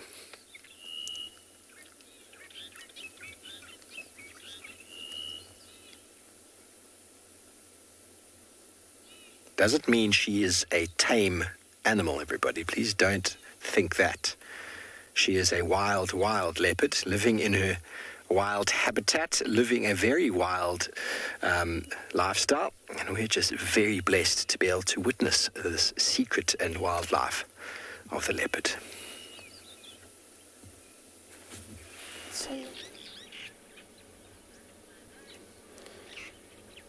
That's great. We're back now in this waterhole and see what beautiful hippo. We just find them as we move into this dam. See also there's a lot of birds, water birds, as well as Egyptian geese all flying over these, bumming their heads over hippo. But they're still there. Remember, they only come back to this waterhole probably around 4 o'clock this morning, 3 o'clock, to stay in the water for their skin. They have very sensitive skin to the heat.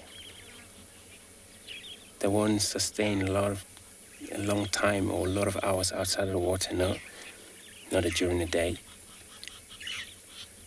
There was one of the young ones that was between them. I think it's all gone down too.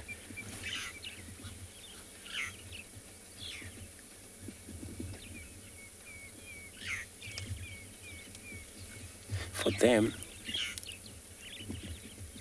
able to move out, it's got to be a dark. That's where they go forage, eat grass.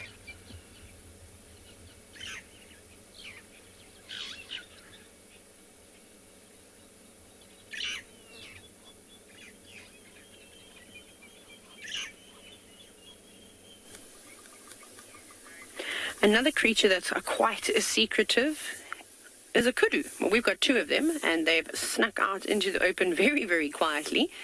It took them a couple of minutes to come out from the bushes, and now they're having something to drink.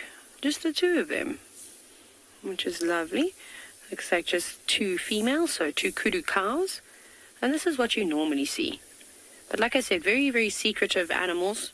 Some of the, or if not one of the most beautiful antelope species that we get in Africa, especially the big males.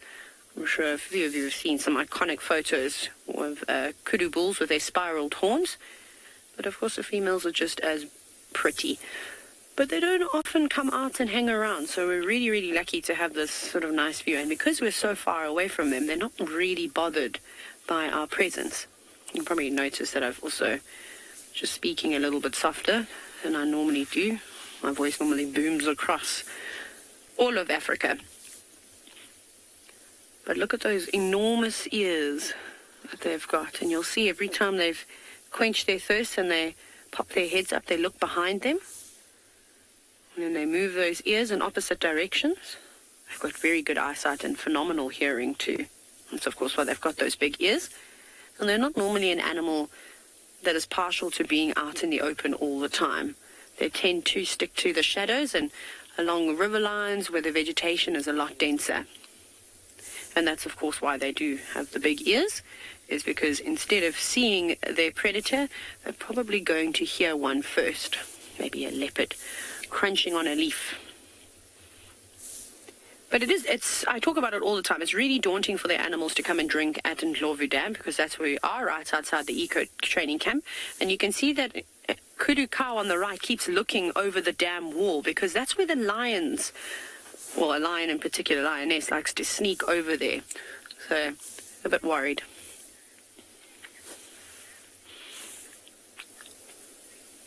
Faith Juggernaut, I think it depends on the animal species as to how they drink. With kudus, it doesn't look like they're lapping up the water. If you look very, very carefully, you'll see that they bring their lips right to the edge, and they're actually sucking it up. So impala typically do the same thing. Obviously with wild dogs or hyenas or lions and leopards and the cat species, they will lap up the water. But even vervet monkeys, when they come down to drink, they put their faces right to the edge of the water and they will suck it up. And elephants do the same thing too, but they use their trunks, and then will suck up the water into their trunks and then squirt it back into their mouths. I think they'd be here for a very long time if they had to lap up the water. So at least this way, I think they're getting more mouthfuls. And of course, the iconic moustache that they have is quite cute. Jakarta at one point, kudu and eland were related. However, they've recently been separated. So kudu are part of the tragelaphid family, the spiraled horned antelopes, whereas eland are now, I think they've been moved into the Toro tragus. So it wasn't I think this was maybe in the last 10 years or so that this has happened, but they were thought to be quite closely related, but now they aren't. So the animals that are in the what is it called again? Sorry, the tragalaphids is the kudu, the bushbuck, and the inyala are the ones that you can see here in southern Africa, and the ones that you're most likely to see here on Pridelands, or even at Djuma, or in Phinda and in Gala. You can see them. And then look, another animal's come down to have maybe it'll come down for a drink, or perhaps it's going to feed, but just behind the kudu is a giraffe. Hello, giraffe. Just one for now. Remember, with giraffe, they don't always hang around in herds. Sometimes they spend a bit of time on their own. Now you can also get an idea if the giraffe comes out quick enough, sort of size comparison, because kudu are really, really big antelope. It's not the large antelope in Africa. Obviously, we're just talking about the eland, and that is the largest, well, that's the largest antelope in the world, in fact. But you can still see how big they are. I mean, they could squeeze right underneath the giraffe's legs, as could we. But in comparison to an impala, or even something as small as a little steenbok, they sort of dwarf the other antelope species. The waterbuck is a similar size, but the kudu is still taller. But I think we're just going to stick with our plan this morning and enjoy all the animals that come down for a drink at Ndlovu Dam.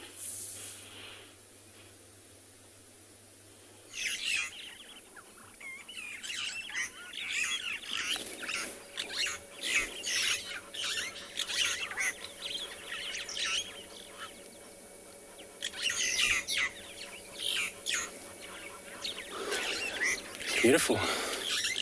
You know, a lot of animals during this time of the day, all they need is a drink.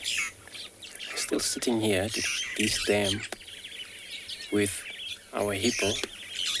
So we left this bunch there because then there seems to be going down always, but this one looks like it's one of the female foreigners. And you can listen to them now.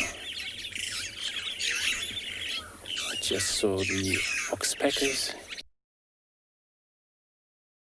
especially this time of the morning, for them able to communicate, because here it looks like it's larger lake, so all spread around, and that's how they would be able to communicate, make sound.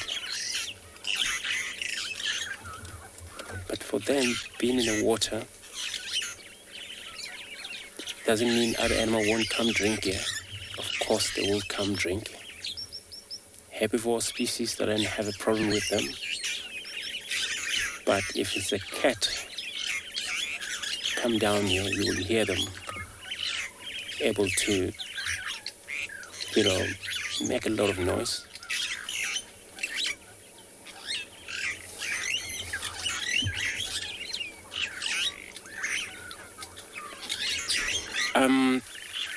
So hippo, understand what you're doing. It's a good question. They stick around together, not together close by, but they will share some water hole. But of course, hippo, it's a main predators for most herbivore species. As whoever dies in the water, a croc will go eat. But with the hippo, mainly, I know it's been a record of them, eat some meat. I've been seen, but not quite often. But if it's that the case, then it could be some special diet they need to get. But really, they don't go for meat. They are herbivores. They always feed on grasses, green grass. And the reason we all thought that, they might actually eat meat is just because of they're much protective. So whoever would be around them as a different species, and they feel threatened. And this is how they do a lot of the killing by hippos. So it could be some also crocodiles in this waterhole, which we can't see right now, but they will stay far from one another.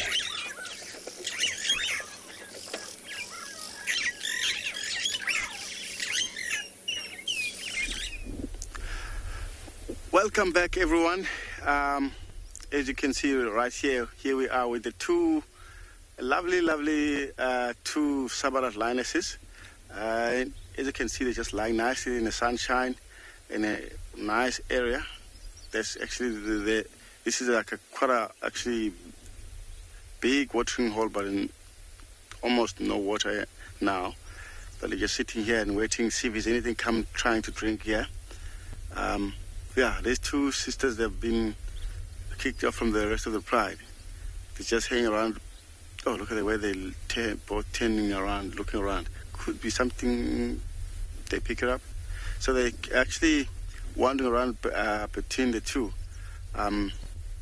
which is good for them because this is a time for them to be able to learn how to hunt, how to look after themselves, because there's going to be the time where they're going to have to have their own cubs. So they have to hunt without getting any help. So this is a very, very good training time for the two. It looks very quiet for now, but around the watering hole is a lot of mud. You never know what's going to happen, because it could be like water of something like that coming down to drink or wallowing on this mud. But yeah, they're in a visible place. Anyone come around, they'll be able to see them quite easily. As you can see, they just chosen themselves a nice higher point, so they can able to see. But everyone can able to see them before they see them.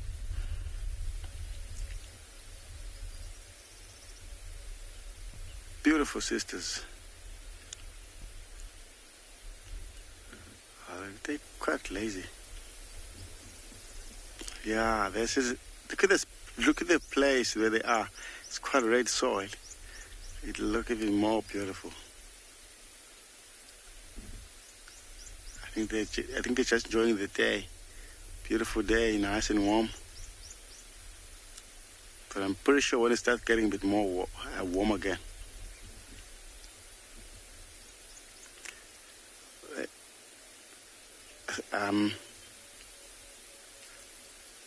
Yeah, they're just like having a good time, yeah.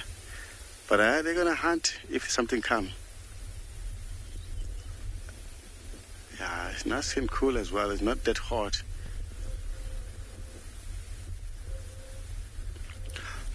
While Marianne, when the mom have the new cubs, they don't really like them because they still need to make sure the other younger cubs, they having a good time of, especially when they have a kill, because these two, they won't think about the small one.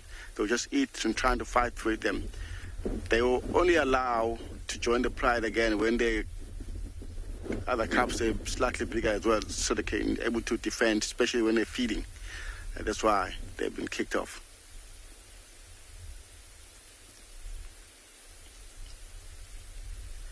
But that's a good way of teaching them how to survive without being independent. So like slightly walking, coming down. Problem here, I think she's trying to get some water to drink. And as you know, most of the cat doesn't like the mud. Only thing which will help them to be able to drink from this small water, patch of water is to find like tracks of a big mammal like a rhino or elephant. When they have like a small cup of that, they will drink from there. But into this mud, it's almost impossible for the lion to jump into this mud. I don't know what she's gonna try to do, but there's mud everywhere. But that mud also is very soft, and she's like hoping to find a small puddle so she can drink from that. But she decided to lie down there, cooling place. Wow, that's a very good plan of hiding. If it's anything coming around, they won't be able to see, especially if they're coming from behind her. She will be able to see that. Yeah, it looks like they're gonna sit here a little bit longer. Not sure. We'll sit here and wait and see what's going to happen.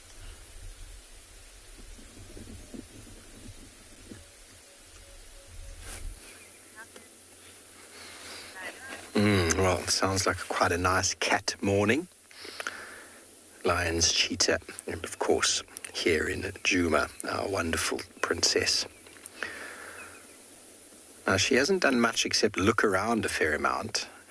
She was quite nervous for a little bit. The wind is blowing from behind her, so if anything did approach...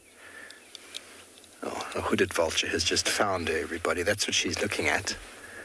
This hooded vulture is about to figure something out. There it is.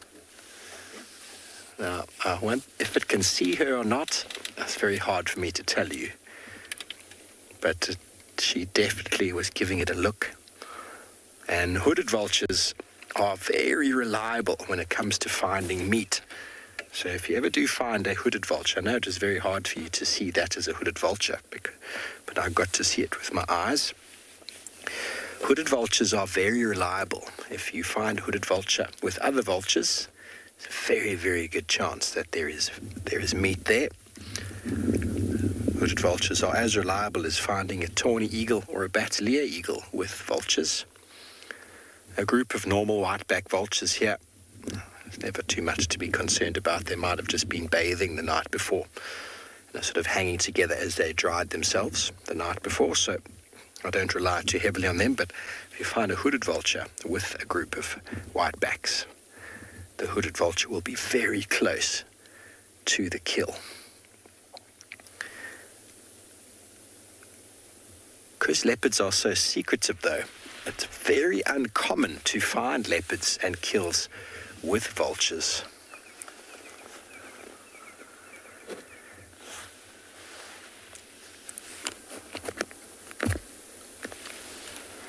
She's just going to sit there today. I wonder if she'll find some more shade. She has moved the kill into a nice shaded spot. Oops, you want to know if I've been in a dangerous situation with a leopard? Yeah, well, you know, we put ourselves in potentially dangerous situations with these cats by working in this industry. And quite early on in my career, before I was actually even a qualified guide, I was doing some work looking after and trying to habituate leopards. And I went to an area where they had told me that there was a leopard, and the leopard had an impala in the tree. And so I found the area. I wasn't the best tracker. I found the vehicle tracks that had gone off, and I went there and I drove in to try to find where this leopard was. I couldn't find a leopard in the tree. I couldn't find a leopard anywhere. And so I got out of my car, which I probably shouldn't have done, and a leopard had been not far away and it decided to charge. So it was a potentially extremely dangerous situation, but I was very close to my vehicle and managed to just pop back in again. And I spoke just now before about how they will react to seeing you on foot. They see this person and they react to it. And that leopard was defending a carcass and it charged. But I just popped back in my car, and it came and stood next to the car and then was looking at me in the car as if I had just vanished. That human form that was there moments before was gone. And the vehicle, with the noises and sounds and smells that it makes, was completely normal for that leopard and had no need to react to it. So that was a very good example of how they see the human form versus a vehicle. It's why we don't climb off of vehicles, or should I say stand up in vehicles to give away your form, because the leopard or a lion, they suddenly see a change in shape. It was a very important lesson for me. But these animals are potentially dangerous, and especially when it comes to defending food. For the most part, leopards on foot, if they do see you, they will run away. That's what they do. They're quite shy and unassuming predators. They're not really out to fight everybody. But when it comes to having cubs or defending a meal, they can change quite suddenly. It's all about that driver. The driver, are they afraid of you? Which generally leopards are afraid. They move away from people. But if they're defending something, their driver is more overwhelmed or overweighted by the need to eat or defend a kill, or the need to defend cubs. And because the cubs can't run away, the leopard will put itself between the danger and the cubs rather than running away. But for the most part, they would move away. That's what they do.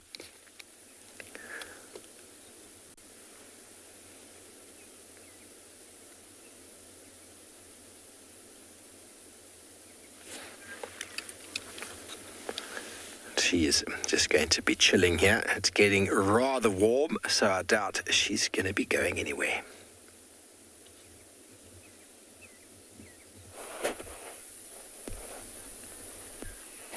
Look at how these two hippos, the one on the right is resting its head on the back of this other one, but look on the back of this hippo on the left, you'll notice there's two water terrapins on the back, and then the one at the or the hippo on the right, there's another water terrapin there.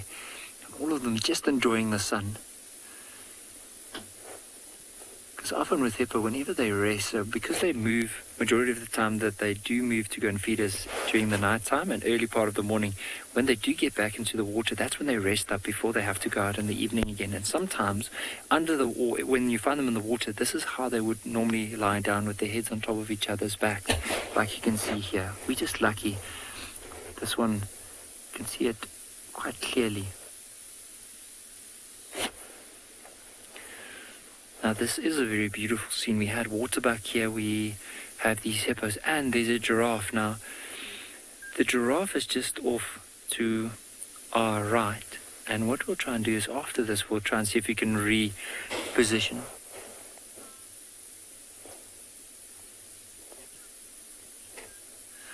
Charlie Whiskey, with what I've noticed from hippos, especially the bulls, is of course when they move out of the water, they will then spray or spread their dung in certain areas to mark it and tell the other hippos that this is of course their area. But often in a water hole, what they do is, if there's any bulls in it that are not dominant, they are often pushed away from the rest of the pod. So you'll find that there's a group of hippos together with the male or that territorial bull there with all the females. And as soon as that male gets too close, either then there's going to be a fight or he's going to push that one out. And eventually, like, either kill him or push him just out of the water, so he has to find another source of water. But sometimes in very dry conditions, there's not a lot of water around. And then they'll tolerate the younger bulls, but they have to show that they are not, that they are submissive and they don't get too close. But otherwise, it's just mainly a form of them just showing their dominance by either showing their teeth, possibly even rushing towards that younger bull and pushing him away.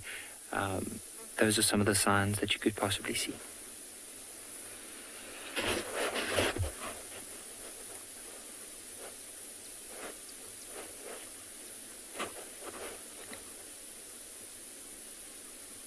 The hippos look so relaxed, and it is warming up quite a bit. Now this morning was overcast, and with the clouds now burning away, you can feel that it is going to be a very warm day here in Africa. Just trying to scan the water. I'm sure that even if there were lions around or any other predators, the chances are likely that they won't be lying down in the open. They'll more likely be going to find just a nice dense patch of shade to go and lie down.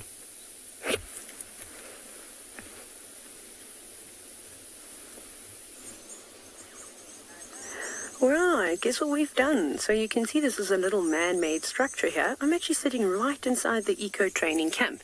Now, part of the things that is important to learn about nature is, of course, birding. So we have a little bird bath here that attracts, as you can see, multiple little bird species, and it gives often the students an opportunity to hone in on those birding skills. Now, we've got a bunch of blue waxbills here, which are the bright blue birds with a little bit of brown on them. And then we've also got some firefinches here.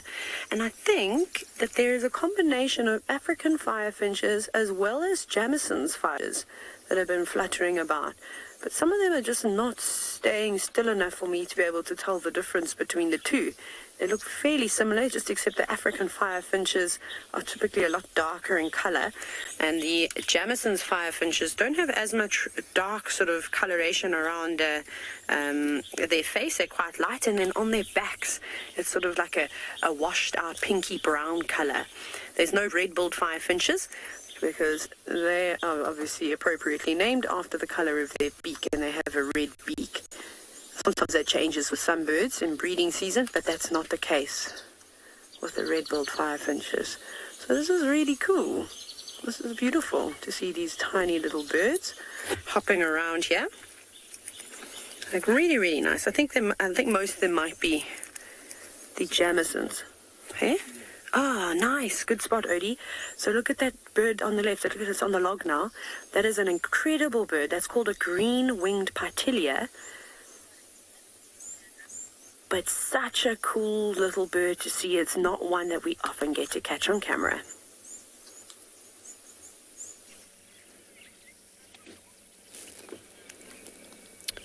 Beautiful. Finch is also my favorite bird.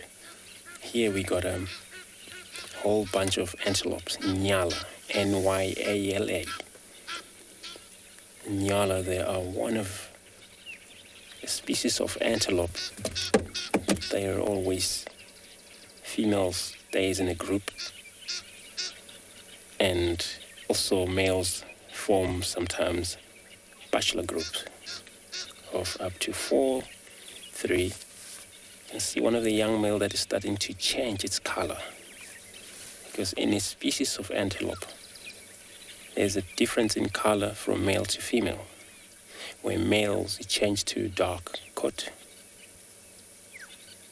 and females stay as these colors yellow, but the stripe always visible, white stripe.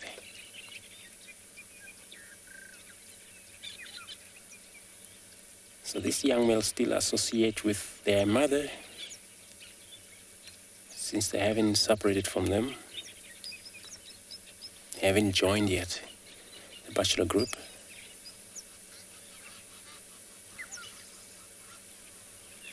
Look how many of them.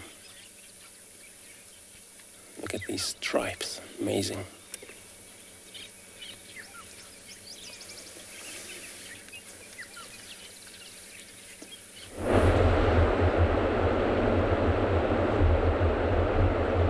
Welcome back to the river, and my toppies have reduced from 5.5 to 4, and they're still doing their patrols along the river. And now I don't know, this looks like really interesting. Maybe it's an investigation they're taking, but I don't know exactly what's going on. But they have been losing and wasting a lot of energy going up and down, up and down, up and down. I don't know when it's gonna happen, but they've had, oh, there comes the mom with a little one. I couldn't find her. The little guy must be very, very tired now. I don't know if this is it or not. If it's it, it's going to be wonderful. If not, then we'll just have to wait. Like I said, these guys, they go when they want, and looks like they're on a suicide mission, because if that little guy goes, I don't know what's gonna happen. But they keep following that bank like they want to find the best, the most appropriate spot. I don't know where that spot is going to be, because now where they're going to go, they are hippos, and once they see the hippos, they might not, come down. But they're in a place where they might come down. Let's have a look. Are you gonna turn there? Okay. Are you gonna come down? Yes. Okay. Are you gonna go further? Okay. Very hard to predict, like I said. Yeah, very, very hard to predict when they're going to decide to go. The urge here is to cross, but when it happens, I don't know. It's been drizzling the whole morning, and so I don't know if this is affecting everybody. They're losing timeline. Too much time is wasted. See how far the water is. Are we gonna leave the bank again? It looks like it.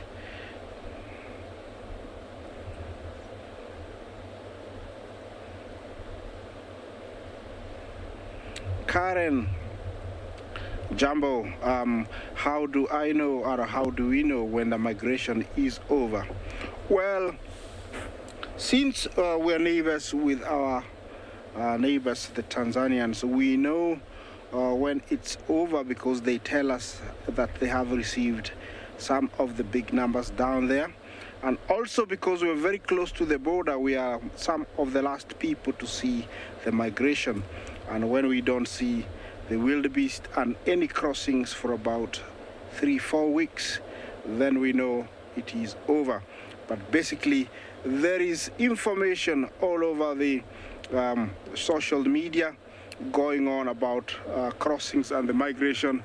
So we normally catch up on social media with fellow guides from neighboring countries, other camps, relatives, and they tell us, they've seen lots of wildebeest heading in that direction. Then we know that they're still here, or they've headed down south. Then we know that they are gone. So current social media plays a very big role, but also we're very close to the border, so we experience with them coming and the last ones going. Yes, they have gone back to the bank. Another quick meeting there, maybe. Yeah, you can imagine how much energy they've wasted for the last almost 3.5 hours coming down, going back. That little guy, I feel sorry for him. He must be very, very tired. Very, very tired. You can tell that he's still very wobbly. Every now and then, you think he's gonna fall. So it's very risky, actually, if they do cross with that little guy. Looks like they have left the river bank and they're heading out into the open. It doesn't mean that it's over. They might go and stay out there for a little bit and then head back. This is norm over here. I've gotten used to it, and it's a very interesting behavior. All animals, when they come down here, they portray the same behavior. Zebra, topi, wildebeest, all of them do the same. They come, they touch the water, get back, stay out in the open, then decide to come back, and it's very hard to predict when they're going to go. But I'm still staying here. Hopefully it will happen. So, and if it happens, I'll update you.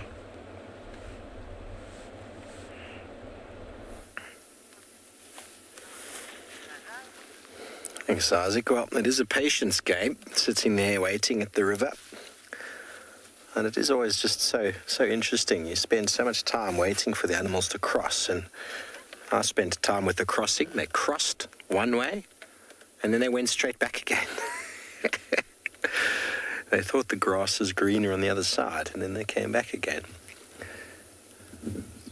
Such interesting behavior. It's just so dramatic to watch. There's big water features, the Mara, the crocodiles, huge number of animals crashing through. It's a must-see, as is seeing a leopard. Many people come to Africa, come on safari to see a leopard, and this is probably one of the hardest to find. That's why the Sabi Sands and many of the private game reserves are so up there when it comes to game viewing. So many of them are able to guarantee you a leopard sighting, almost guarantee.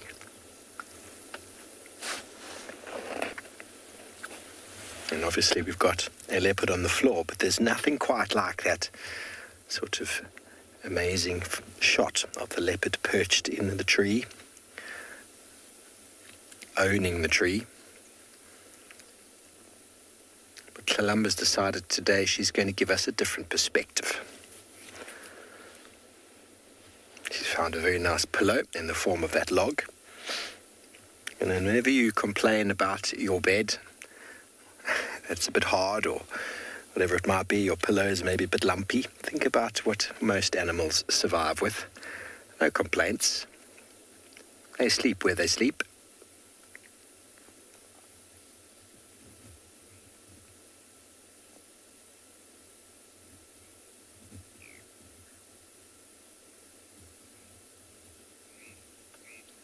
So just to be clear on that last story, everybody, when I said that that leopard charged me, it made more of a noise than a physical action. It did come out eventually, but the noise a leopard makes, and a lion for that matter, is one that's supposed to intimidate, and it does. It rocks you to your core. The sound of a lion growling or a leopard growling, there's nothing quite like that in the world, especially when you're out of your comfort zone, out in the wilds. There's nothing that can quite make your body tremble like that of a growling cat.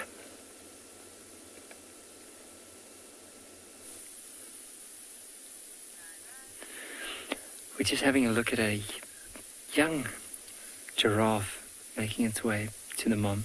When I say young, it looks like a baby.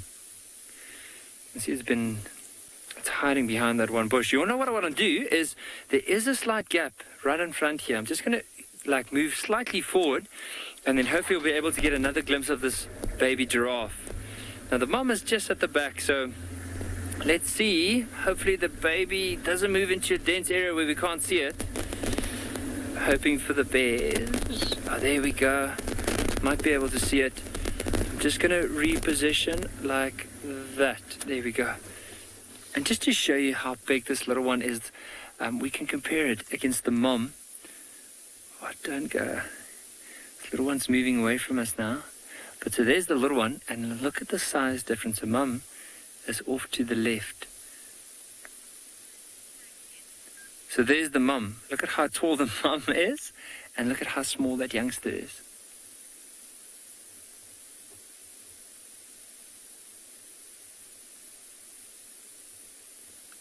You can even see the tail. There's just this little patch of hair at the back. And of course he doesn't want to be seen, so he's moving in behind a bit of cover. But you can see Mama's picking away. I'm not too sure what type of tree she's feeding on at the moment. I'm just going to try take my binoculars and have a closer look. And based on what I can see, it looks like a type of bush willow, but it's hard to say exactly which one. Just knowing from the area here, the one that we often see is called a russet bush willow. You can see how she's just using that tongue to wrap it around some of the smaller twigs, pull it into her mouth, and then strip those leaves off. I enjoy watching giraffes feeding. And of course, she's just decided on a very nice spot for her and this youngster. There's quite a few strands of tall trees, and then of course a lot of open areas. So for her at least, she'll be able to see if there's any predator around with that youngster, because often lions could be quite a big danger for them. But we can't really see them at the moment. She's moved to the back, and the youngster as well. So maybe let's carry on. Hopefully we'll be able to see some more giraffe.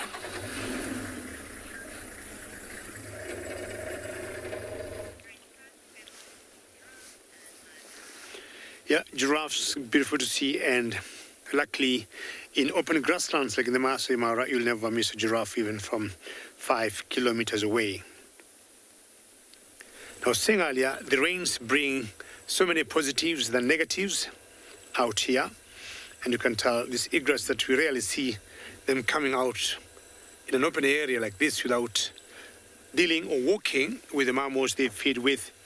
They're out here getting anything they could catch, also from the ground.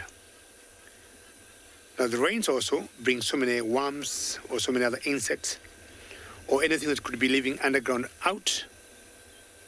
coming to enjoy the rain, and in the process also all these birds that you see here having a party benefit from. We've got the cattle egrets, sacred ibis, black-headed herons, yellow-billed storks, and has continued spitting here in the Mara since the big rain stopped earlier.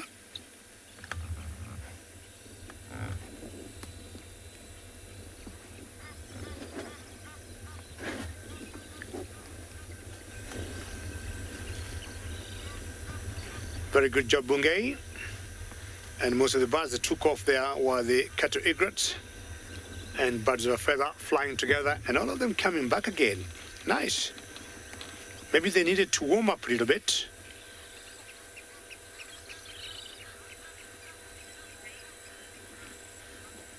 Ali, we've got two rainy seasons in Kenya, the long rains and the short rains.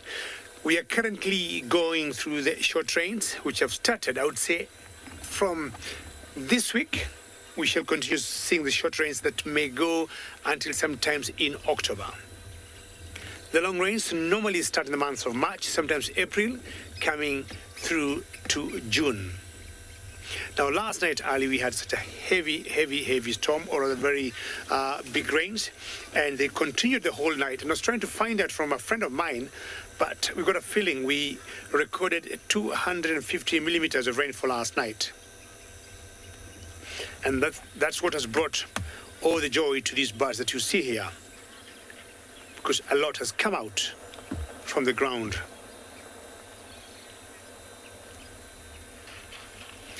I want to move forward a little bit and find out what I'll be able to search for you later.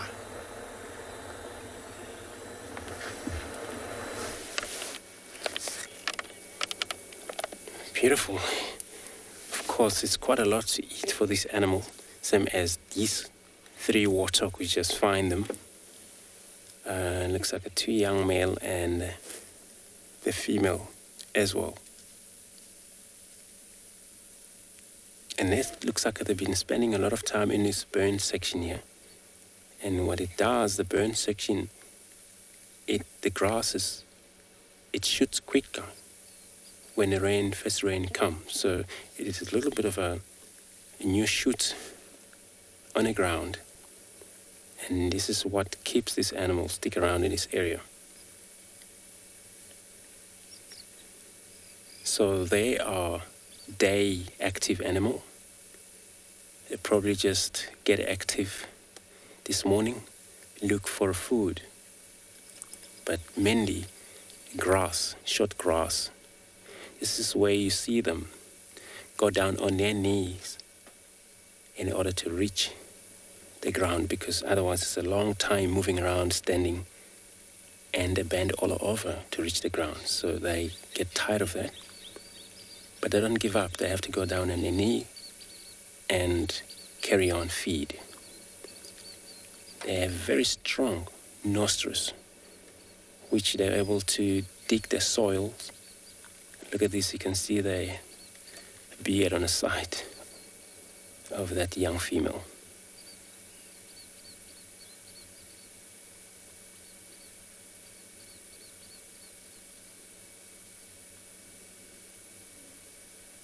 You mainly find the warthog mixed with impala, zebra, baboons, giraffe sometimes. This is all for safety. You talk about sense of smell, sense of hearing, and eyesight. Eyesight, it tends to be very much not great for them. But sense of smell is good. So that when they stick around with the others, they might have a sense of our eyesight and a hearing. And that's where the safety, it's always be there for them. See how they move. Now join the male. See that male we're talking about, not actually full grown male, still also young male still, but you see the warts coming out of the face.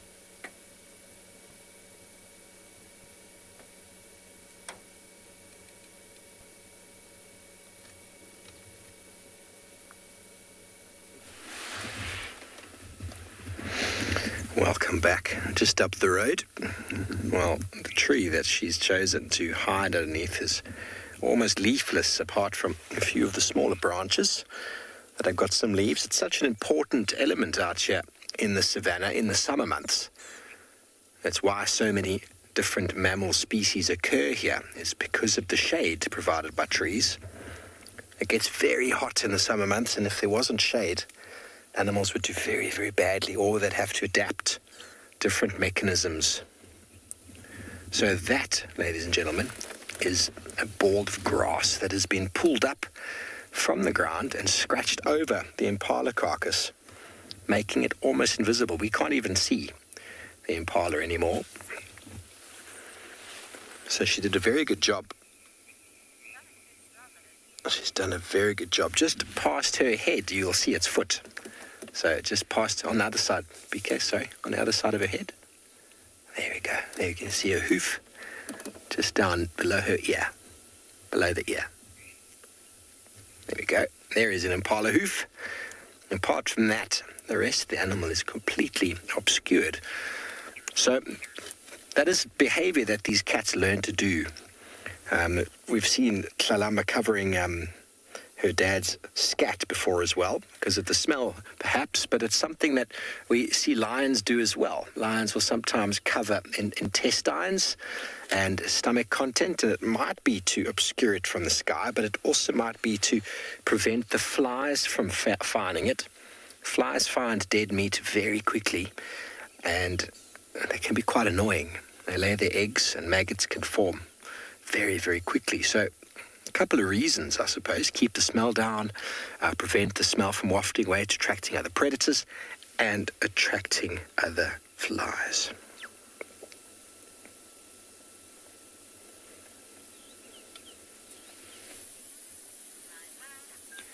So look at this interesting behavior. So we found 5 giraffes that were off to the side. Looks like they're all youngsters. And you'll see how this one and another one just to the left, both of them are lying down. Now, early on, all 5 of them were on the ground like that. Now, with giraffes, I mean, if they do lie down like that, they are pretty vulnerable. So you often see that in the heat of the day, whenever they need to rest or sleep, that's when they'll lie down like that. And sometimes even regurgitate if they had any of or some of the food during the evening or during the morning. But very, very interesting behavior. And it's so nice just being able to spend a bit of time with the giraffes, especially with these younger ones, because the one off to the right looks like it might be the oldest in comparison to the other ones, but they all, just judging by the horns, roughly similar ages and also quite young. I think the one closest off to the right, the one that we can see lying down, is probably the youngest of all of them. Now the question is, I wonder where the mothers are. If they might be around, probably just feeding. Butterfly, it is the giraffe daycare. Looking after the younger ones. And you know that small one we saw earlier was coming from this area, and I wonder if he or she wasn't with these two, or these bunch, and then eventually went back towards where the mom was standing. But I can imagine how warm it must be. There's a bit of cloud cover building up, and I wonder maybe because of all the humidity, because it's so warm, that there's a chance we might have some rain later on. Not too sure. But if that is the case, then because it's still nice and warm, they'll be here, and then eventually, if it gets warmer, they might just move into a bit of shade. There are some bigger trees in the back where they can go find some nice shelter out of the day. But this one off to the left, notice the head was down, probably had an itch on the leg. And sometimes they'll use their lower jaw, the teeth on the lower jaw, just to scratch. If there is any potential itch, might be from a tick. But what an incredible day, like all across the different reserves, and being to see all these amazing animals. And who knows what the day will hold in store for us, and maybe even this afternoon what we're going to see on Drive. So definitely for all our viewers, come join us on this afternoon safari. Let's see what we can find and be part of that whole adventure.